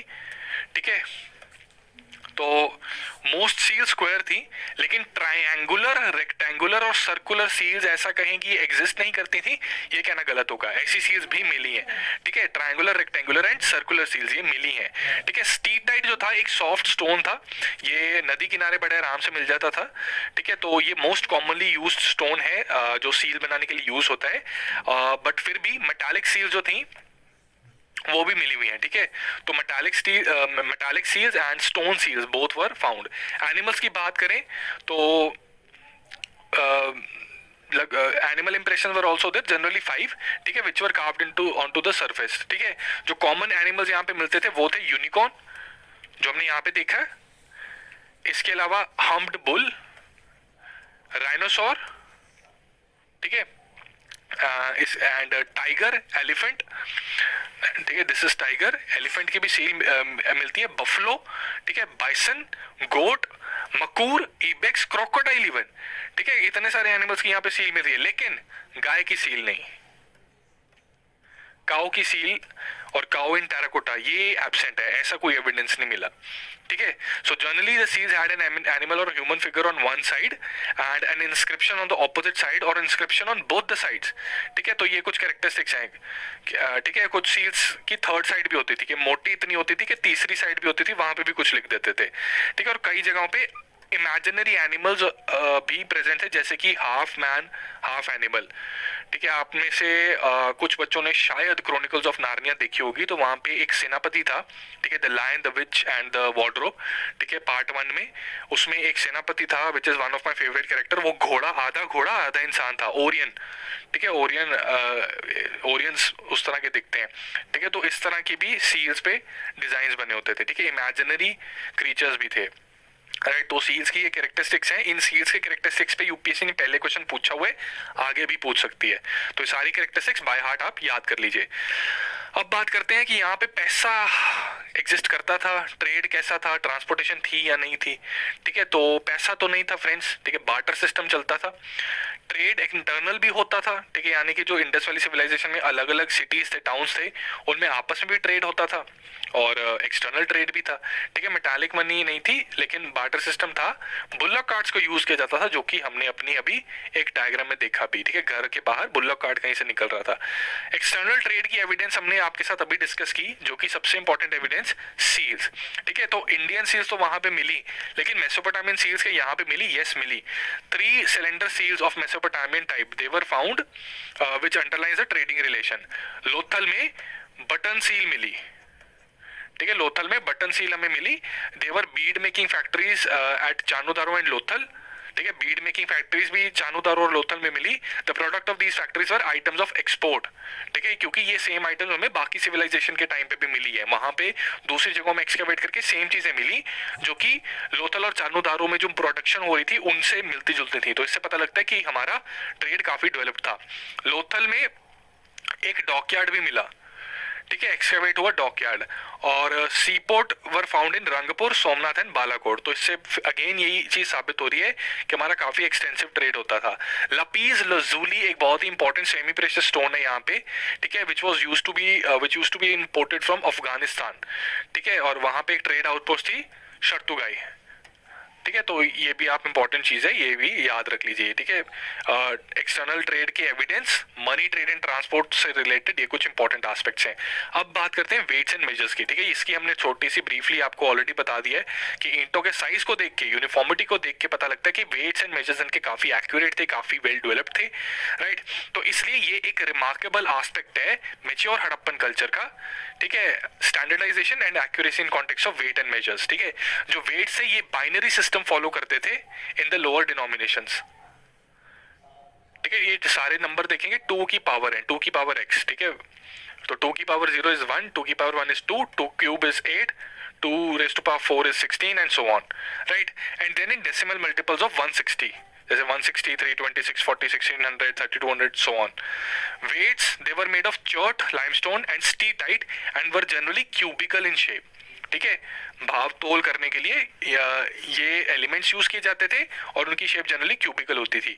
एक स्केल भी मिला है हमें मोहेंजोदारो से, शेल का बना हुआ, ठीक है। ये कुछ अगर आप इंटरनेट पे सर्च करें शायद आपको ना मिले, बट ये कुछ इस प्रकार का स्केल था, ठीक है, शेल का स्केल बना हुआ था, इस तरह से उसकी कोई शेप है, ठीक है। तो ये पाया जाता है कि ये शायद एंगल्स को, ठीक है, आर्क है, ऐसी आर्क बनी हुई है, ठीक है। तो इससे एंगल पता लगता है कि एक कोई शेप है उसका क्या एंगल बन रहा है, ठीक है, एंगल, राइट। तो एंगल पता लगता है। तो this was found in Saurashtra. और एक आइवरी स्केल मिला था लोथल में अगेन, ठीक है। तो मेजरमेंट के काफी इंपॉर्टेंट चीजें थी। तो लोथल से आइवरी स्केल मिला, ठीक है, लोथल में डॉकयार्ड था, मोहेंजोदारो में शेल स्केल था। तो ये सारी चीजें फ्रेंड्स नोट भी कर लेना, ठीक है। टेबल आपको दिया हुआ है हमने लास्ट में आपके हैंडआउट्स में, जहाँ पे इंपॉर्टेंट एक्सकैवेटेड चीजें, मेजर फाइंडिंग्स दी हुई हैं। कुछ चीजें ये रनिंग टेक्स्ट में जो लिखी हुई हैं, इनको एज अ रिवीजन पर्पस आप बाद में जाके अपनी रिवीजन करके लास्ट में वहीं पे अपने हैंडआउट्स में लिख लेना, राइट। और अब आगे बढ़ते हैं, क्वेश्चन करते हैं। ये 2001 में क्वेश्चन पूछा था, which one of the following animals was not represented on the seals and terracotta art of Harappan culture? The answer is cow. बहुत इजी क्वेश्चन, हमने पढ़ लिया ये। तो मॉडल क्वेश्चन है ये, लिस्ट वन और लिस्ट टू। लिस्ट वन में कल्चर है, लिस्ट टू में कैरेक्टरिस्टिक्स हैं, ठीक है। Pre Harappan culture, early Harappan, mature Harappan, late Harappan culture, और राइट साइड पे कैरेक्टरिस्टिक्स हैं, ठीक है। तो हमने इनको मैच करना है आपस में। तो elaborate town planning and urban features, ये तो आप सब लोगों को पता है कि this can be matched with C, ठीक है। लेट हड़प, अगर इतना भी मैच हो गया तो आंसर वैसे आपका आ गया, ठीक है। और यही चीज ही चेक कर रहा था, ये सिर्फ डराने के लिए कई बार लगता है। अभी तो हमने रिवाइज किया, it will be very easy for us to solve this question, but कई बार बच्चे देख के डर जाते हैं। सिर्फ ये चेक करना है इन्होंने कि Indus valley civilization is equal to mature Harappan civilization, क्या ये चीज आपको मालूम है या नहीं, यही क्वेश्चन ये चेक कर रहा है। यूपीएससी भी एक ही चीज कई बार चेक करती है और ऑप्शन ऐसे बताती है कि अगर जिसको वो आता है तो क्वेश्चन हो गया सॉल्व आराम से, राइट। तो C can be matched with one, D can be matched with two. Late Harappan में यू नो डिक्लाइन होना स्टार्ट हो गया, डिक्लाइन हो गया था इंडस वैली सिविलाइजेशन का, राइट। तो डी को टू के साथ मैच करते हैं तो अगेन यही ऑप्शन बन रही है। उसके बाद प्री हड़प्पन में nomadic people they began to have settle life, ये can be matched with three. Early Harappan में क्या हुआ था, ट्रांजिशन हुई थी रूरल टू अर्बन, और मैच्योर हड़प्पन में प्योर ट्रांजिशन ऑलमोस्ट कंप्लीटेड। तो बी इसका करेक्ट आंसर बन रहा है, राइट। अगेन इजी क्वेश्चन, ऐसे इजी क्वेश्चन आते हैं तो इसलिए हम आपके साथ यही कोशिश कर रहे हैं कि वाइड एम्बिट कवर कर लें, ठीक है, ताकि इजी क्वेश्चन अगर आ जाए तो वो आप आसानी से सॉल्व कर लें।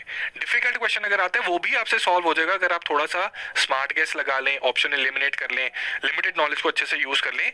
बट अगर फिर भी नहीं हो रहा तो बिलीव मी फ्रेंड्स, वो टफ क्वेश्चन एक्चुअली ऐसा ही क्वेश्चन होगा जो छुड़वाने के लिए ही यूपीएससी ने डाला है या गलत करवाने के लिए, ठीक है। तो ऐसे क्वेश्चन से थोड़ा बच के, थोड़ा सेफ रहना है, ठीक है। ब्लाइंड गेस, हमारे पास ब्लाइंड गेस का कोई ज्यादा स्कोप नहीं रहता ancient medieval art and culture में, ठीक है। इनफैक्ट हिस्ट्री में वैसे ब्लाइंड गेस का स्कोप नहीं रहता।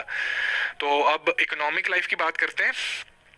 इकोनॉमिक लाइफ एक्चुअली हमने कर लिए कवर, ठीक है। तो origin, geographical extent, cultures, town planning, economic life is also done, ये सारे कंपोनेंट्स हमने पढ़ लिए। अब सोशल लाइफ की बात करते हैं। सोशल लाइफ में हम नेचर ऑफ सोसाइटी को देखेंगे, aspects of living, burial methods, pottery कैसी थी इनकी, टेराकोटा कैसी थी, स्क्रिप्ट क्या यूज करते थे, रिलीजन क्या था, ठीक है। रिलीजन हमारा साथ ही कवर हो जाएगा। तो इंडस वैली सोसाइटी जो थी friends, it was largely N urban society, ज्यादातर इसमें मिडिल क्लास लोग ही थे, ठीक है, व्यापारी लोग ज्यादा थे। इकोनॉमी को, ट्रेड को ज्यादा इंपॉर्टेंस यहाँ पे दी गई थी, ठीक है। यहाँ पे सोशो इकोनॉमिक डिफरेंशिएशन भी हमें देखने को मिलती है। कैसे पता लगता है, ये कौन बताएगा, आप में से कौन बताएगा कि हड़प्पन साइट्स में सोशो इकोनॉमिक डिफरेंशिएशन देखने को मिलती है। यहाँ पे फ्रेंड्स सिटाडल और लोअर टाउन हमने जो देखा वो क्या बता रहा है, डिफरेंशिएशन है, तो वो सोशो इकोनॉमिक डिफरेंशिएशन ही है, ठीक है। तो ये भी एजर्शन रीजन का क्वेश्चन बन सकता है, ठीक है। या एजर्शन ना भी डले, अगर ये कहीं सोशो इकोनॉमिक डिफरेंशिएशन थी, यहाँ कहीं की होमोजेनियस सोसाइटी थी, वो गलत होगा, ठीक है। डिफरेंशिएशन एग्जिस्ट करती थी। तो एटलीस्ट 3 डिस्टिंक्ट सोशल ग्रुप्स यहाँ पे देखने को मिलते हैं based on various excavations. Rulers थे, अमीर मर्चेंट्स थे और पुअर लेबरर्स थे, ठीक है। रूलिंग क्लास ऑब्वियसली होगी क्योंकि सिविलाइजेशन है, कोई ना कोई स्टेट तो एग्जिस्ट कर ही रही है, तो रूलिंग क्लास है। रूलिंग क्लास के साथ साथ बिजनेस बहुत फ्लरिश कर रहा है, तो अमीर मर्चेंट्स हैं, अमीर मर्चेंट्स का काम करने वाले वर्कर्स हैं, तो पुअर लेबरर्स भी हैं, ठीक है। एस्पेक्ट्स ऑफ लिविंग की बात करें तो ड्रेसिंग से स्टार्ट करते हैं, ठीक है। आप सबने मोहनजोदारो देखी होगी, उसका यहाँ कोई लेना देना नहीं है, वो एक इमेजिनेशन पे बनी हुई मूवी है मोहनजोदारो, ठीक है। उसको देख के आपने यूपीएससी की तैयारी नहीं करनी, ठीक है। ड्रेसेस की अगर बात करें तो मेन एंड वुमेन उनकी जो ड्रेसेस थी जनरली 2 पीसेस वो पहनते थे, अपर एंड लोअर, ठीक है, shirt pant kind of, right. तो ये कॉटन का या फिर वूल का बना होता था। बीड्स का इनको बहुत शौक था, ज्वेलरी का बड़ा शौक था, bangles, bracelet, fillets, girdles, anklets, ठीक है, इयररिंग्स, फिंगर रिंग्स, ये सारी चीजें जो महिलाएं थी वो काफी शौक से पहनती थी।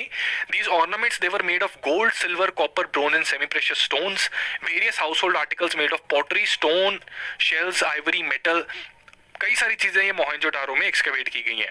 इसके अलावा spindles, needles, combs, fish hooks, knives, they were made of copper, ठीक है। चिल्ड्रंस के टॉय यहाँ पे मिले हैं, टेराकोटा कार्ड्स वगैरह et cetera, marble balls, dice, they were used for games. तो यहाँ से पता लगता है कि गेम एटसेट्रा ये भी खेलने के शौक रखते थे।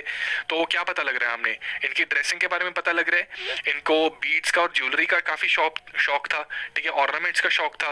इनके जो हाउस होल्ड आर्टिकल्स थे जिसमें पॉटरी, स्टोन्स एटसेट्रा ये सारी चीजें आती है, तो इसमें ये अलग अलग पॉटरी टाइप्स यूज करते थे, स्टोन्स यूज करते थे, ठीक है, शेल्स यूज करते थे, आइवरी यूज करते थे, ठीक है। और इसके अलावा जो इनके टूल्स है उसमें स्पिंडल्स आ जाती हैं, नीडल्स आ जाती हैं, ठीक है। तो यहाँ से पता लगता है कि इनको कपड़ा बनाने का आर्ट आता था, स्पिंडल्स और नीडल से पता लगता है कि कपड़ा बनाने का आर्ट आता था, तभी पहनते भी थे, राइट। कॉम से पता लगता है कि स्टाइल के शौकीन थे, फैशनेबल थे। And fish hooks and knives, they were some other tools, और ये कॉपर मेटल से बने होते थे। कॉपर मेटल काफी प्रोमिनेंट था यहाँ पे। चिल्ड्रन के टॉय से टेराकोटा आर्ट, ठीक है। इनके खिलौनों से भी इनकी लाइफ के बारे में पता लगता है कि जैसे अगर हमारे पास खिलौना है, कोई जेट फाइटर है, ठीक है, सालों हजारों साल बाद जब हमारी एक्सकवेशन होगी और वहाँ पे कोई जेट फाइटर मिलता है, तो वहाँ से पता लगेगा कि इनके पास कुछ ऐसा था जिससे ये हवा में उड़ सकते थे, ठीक है, कोई ऐसा इंस्ट्रूमेंट था, राइट। तो चिल्ड्रन के टॉय से भी कई ऐसी कंक्लूजन्स और इन्फ्लुएंसेस इंडस वैली के बारे में ड्रॉ की गई। मार्बल्स, बॉल्स, डाइसेस, तो यहाँ से पता लगता है गेम्स के भी काफी शौकीन थे। तो मस्त लाइफ थी इंडस वैली में, है ना। लग रहा है आपको भी, you might also be feeling that people used to enjoy a lot, right? There were numerous weapons such as axes, spearheads, daggers, bows, arrows made of copper and bronze, ठीक है। तो यहाँ से कोई बहुत स्ट्रॉन्ग एविडेंस ऑल्दो नहीं है कि युद्ध वगैरह होते थे, बट यस, सेल्फ डिफेंस या पुलिस एग्जिस्ट करती होगी इधर, ठीक है। लॉ एंड ऑर्डर या पुलिस इधर शायद एग्जिस्ट करती होगी, इन चीज़ों से यहाँ पे ये पता लग रहा है, ठीक है। इसके बाद ब्यूरियल मेथड्स, इनकी बात करते हैं। जब इंसान अपनी आयु पूरी कर लेता है तो उसका शरीर नश्वर है, ठीक है, तो शरीर को डिस्पोज ऑफ करना पड़ता है, तो burial methods they become important. तो सिमेट्री जो थी मोहनजोदारो, हड़प्पा, कालीबंगन, लोथन और रोपड़ में, ठीक है, ये इन सिटीज में मिली और इन्होंने काफी रोशनी डाली कि ब्यूरियल मेथड्स क्या थे। तो most common method was extended burial in north south direction, ठीक है, कि नॉर्थ साउथ डायरेक्शन में इंसान को लिटा दिया, ठीक है, और उसके ऊपर उसको दफना दिया। Complete burial and post cremation burial, complete burial और पोस्ट क्रीमेशन ब्यूरियल ये मोहनजोदारो में काफी फॉलो होता था।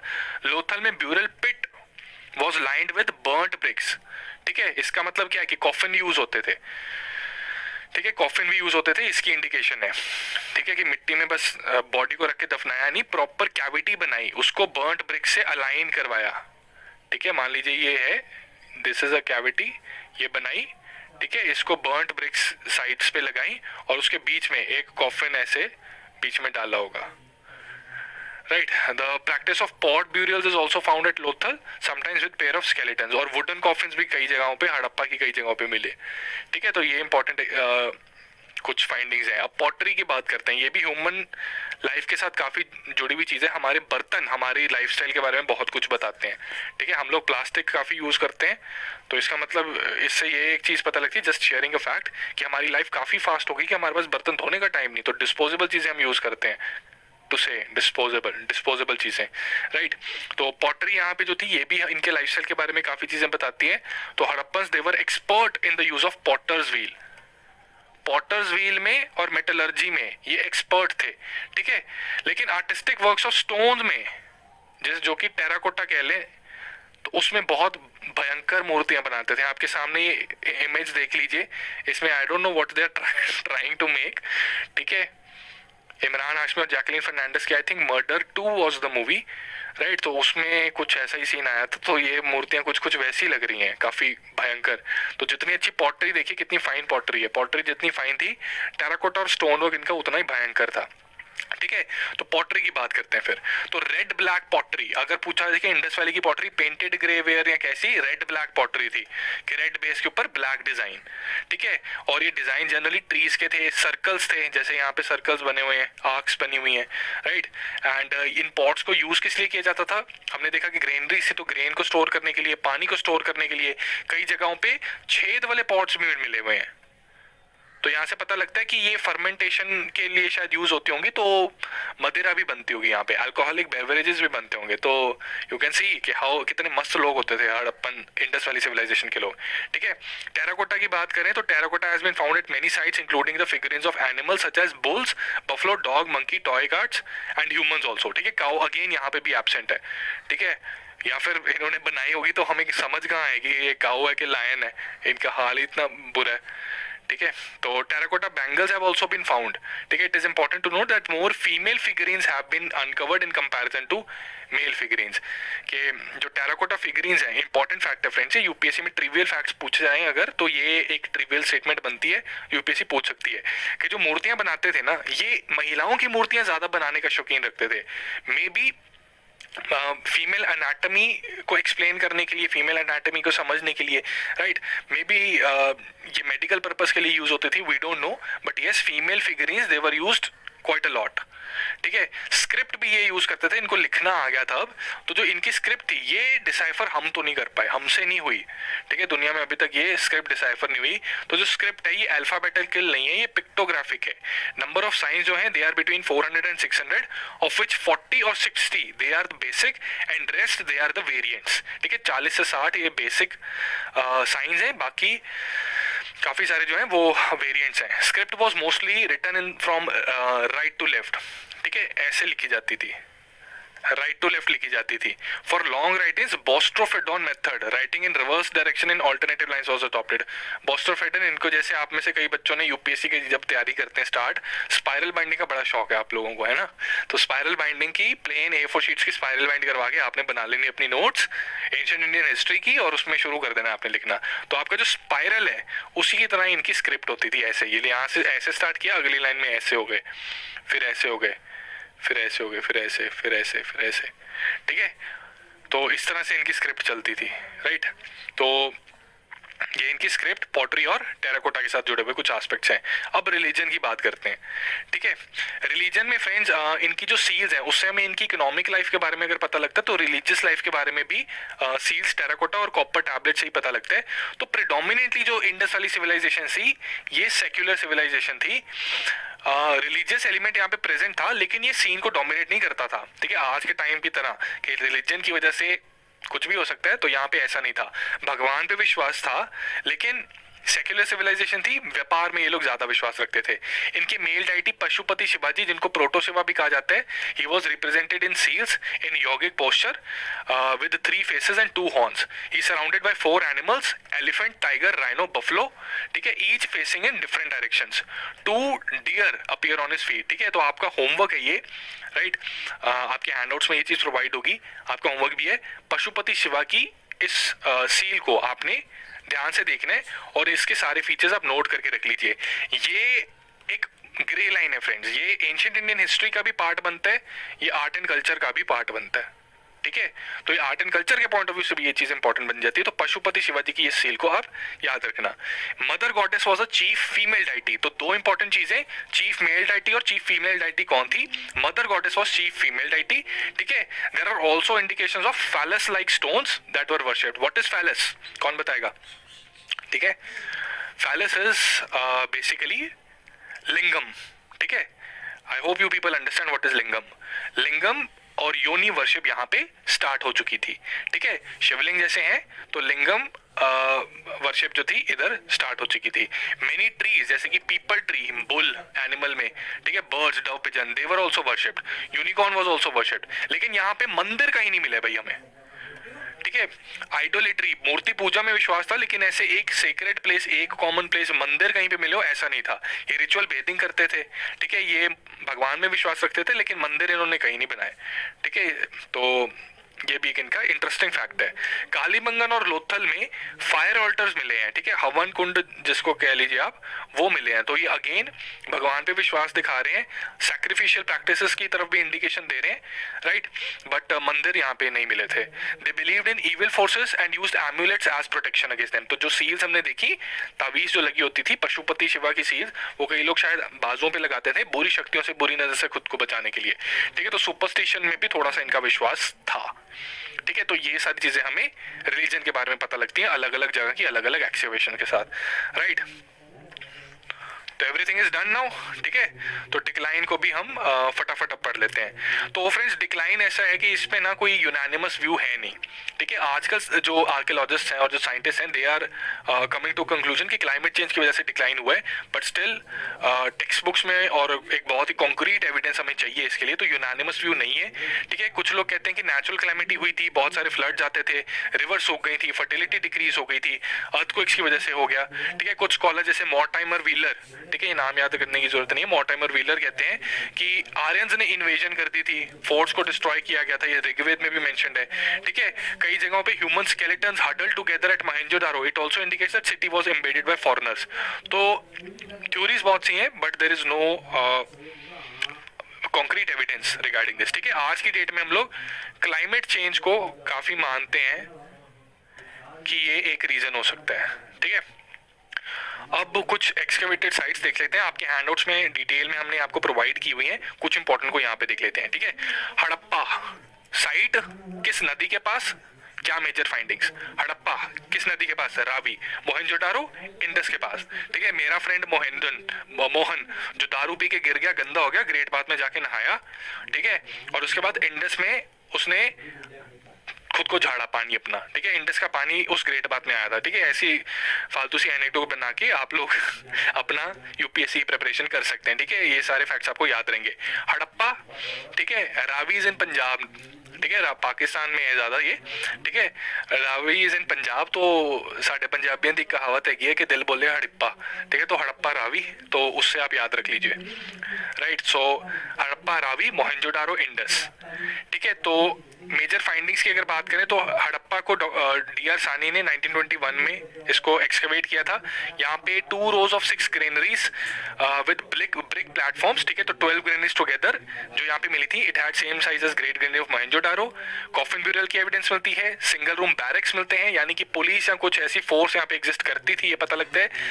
रेड सैंडस्टोन मेल टॉर्सो, ठीक है, stone symbols of female genitals, ठीक है। तो यहाँ से पता लगता है योनि वर्शिप स्टार्ट हो गई थी, ठीक है। You must be knowing what योनि इज, जो फैलस है, सिमिलरली योनि इन टर्म्स ऑफ फीमेल, ठीक है। एक्सकेवेटेड जो मोहनजोदारो था ये बाद में एक्सकेवेट हुआ था, ये भी यूपीएससी पूछ सकती है कि पहले किसको एक्सकेवेट किया, ठीक है। तो मोहनजोदारो को बाद में एक्सकेवेट किया बैनर्जी ने 1922 में। यहाँ पे मल्टी पिलर्ड असेंबली हॉल है, ग्रेट बाथ है, लार्ज ग्रेनरी है, स्पिंडल्स वर्स नीडल्स हैं, सुपरफिशियल एविडेंस ऑफ हॉर्स है, जिसका मतलब क्या हुआ कि हॉर्स के बारे में ये जानते तो थे लेकिन वाइडली इतना यूज नहीं करते थे, ठीक है। इनकी सीज में भी हॉर्स रिलेटिवली कम है, एविडेंस ऑफ रिलेटिवली कम है, सुपरफिशियली है, ठीक है। Evidence of direct trade with Mesopotamia ये भी मिला, ठीक है। ब्रोंज डांसिंग गर्ल मिली इधर, राइट। तो ये ब्रोंज डांसिंग गर्ल की भी जो मूर्ति है काफी जबरदस्त है। तो ये मेटल में और पॉटरी में काफी एक्सपर्ट थे, स्टोन वर्क में इनका लिटरली बहुत बुरा हाल था, ठीक है, बहुत बुरा हाल। तो यूपीएससी में अपनी परफॉर्मेंस आपने इनकी मेटल या पॉटरी जैसी करनी है, स्टोन जैसी नहीं करनी, ठीक है। Evidence of violent death of some of the inhabitants ये दिखती है, जो कि ह्यूमन स्केलेटन्स यहाँ पे मिले पुट टुगेदर, इससे पता लगता है कि उनको बहुत टॉर्चर करके मारा गया था, ठीक है। इसकी एविडेंस यहाँ पे मिलती है। A seal representing mother goddess was found, ठीक है, with a plant growing from her womb and a woman to be sacrificed by man with a knife in his hand. तो सुपरस्टिशन था यहाँ पे, ये पता लगता है। बियर्डेड मैन पता लगता है, यानी कि कोई प्रीस्टली क्लास या किंग शायद यहाँ पे मौजूद था। A seal with the picture suggesting Pashupati, ये भी मोहनजोदारो में मिले। बनावली की बात करें तो बनावली की एक तो बनावट थोड़ी सी अलग थी as compare to other Harappan cultures, ठीक है। इसमें इसकी बनावट रिलेटिवली डिफरेंट थी, राइट। एंड ये सरस्वती नदी के पास था, ठीक है। यहाँ पे chess board grid pattern of town planning was not always found, ठीक है। चेस बोर्ड और grid pattern of town planning जो था वो हमेशा नहीं मिलता था, तो इसलिए आप कह सकते हैं कि इसकी बनावट थोड़ी डिफरेंट थी। यहाँ पे रेडियल स्ट्रीट्स भी मिल जाती थी कई बार, ठीक है। It's lacked a systematic drainage as well, right. A high quality barley यहाँ पे मिला, ठीक है। तो बार्ले की इंपॉर्टेंस ये थी कि एग्रीकल्चर काफी डेवलप हो गया था। टेराकोटा रेप्लिका ऑफ प्लो, ठीक है। टेराकोटा प्लो कहाँ पे मिला, बनावली में, ठीक है। तो एक प्लो की बनावट बनावली में हुई, ठीक है, जिसके शहर की बनावट भी अलग है। तो ऐसी एनेक्डोट से शायद निमोनिक से आप ये याद रख सकें, टेराकोटा प्लो कहाँ मिला, बनावली में। लोथल की बात करें तो लोथल वर्ड जब भी मैं सुनता हूँ फ्रेंड्स, मेरे दिमाग में लिक्विड आता है, आई डोंट नो व्हाई, ठीक है। शायद लिक्विड एल से स्टार्ट हो रहा है शायद इसलिए, ठीक है। तो लिक्विड वाटर डॉकयार्ड, ठीक है। तो सबसे इंपॉर्टेंट यहाँ पे जो चीज थी वो थी डॉकयार्ड का होना, राइट। डॉकयार्ड था तो इसलिए डायरेक्ट ट्रेड कॉन्टैक्ट्स भी थे इसके मेसोपोटामिया के साथ, ठीक है।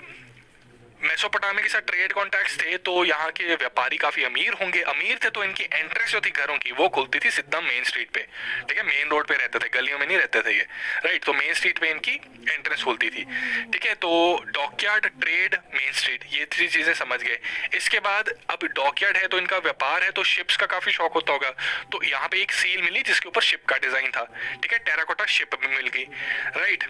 एंड अमीरों को आशिकी का भी खूब शौक होता है, तो एक यहाँ पे डबल बुरियल भी मिला, ठीक है। शायद एक व्यक्ति अपनी फीमेल पार्टनर के साथ काफी प्रेम करता होगा, तो यहाँ पे उसने मरने के बाद शायद लिखा होगा कि मेरे को मेरी प्रेमिका के साथ ही दफनाया जाए। तो burial of male and female in a single grave. It was found here. ठीक है, तो ये इंपॉर्टेंट चीजें हैं. एक और इंपॉर्टेंट चीज है कि राइस हस्क जो थी, the only Harappan city where rice husk has been found is Rangpur near Ahmedabad. ठीक है, लोथल के पास ही है. ठीक है, और उसके बाद कालीबंगन की बात करें तो कालीबंगन का मतलब होता है बैंगल ऑफ क्ले. ठीक है, कालीबंगन क्ले की बैंगल. ठीक है, नाम से भी थोड़ा थोड़ा वैसे पता लग रहा है. तो ये घग्गर नदी के पास है.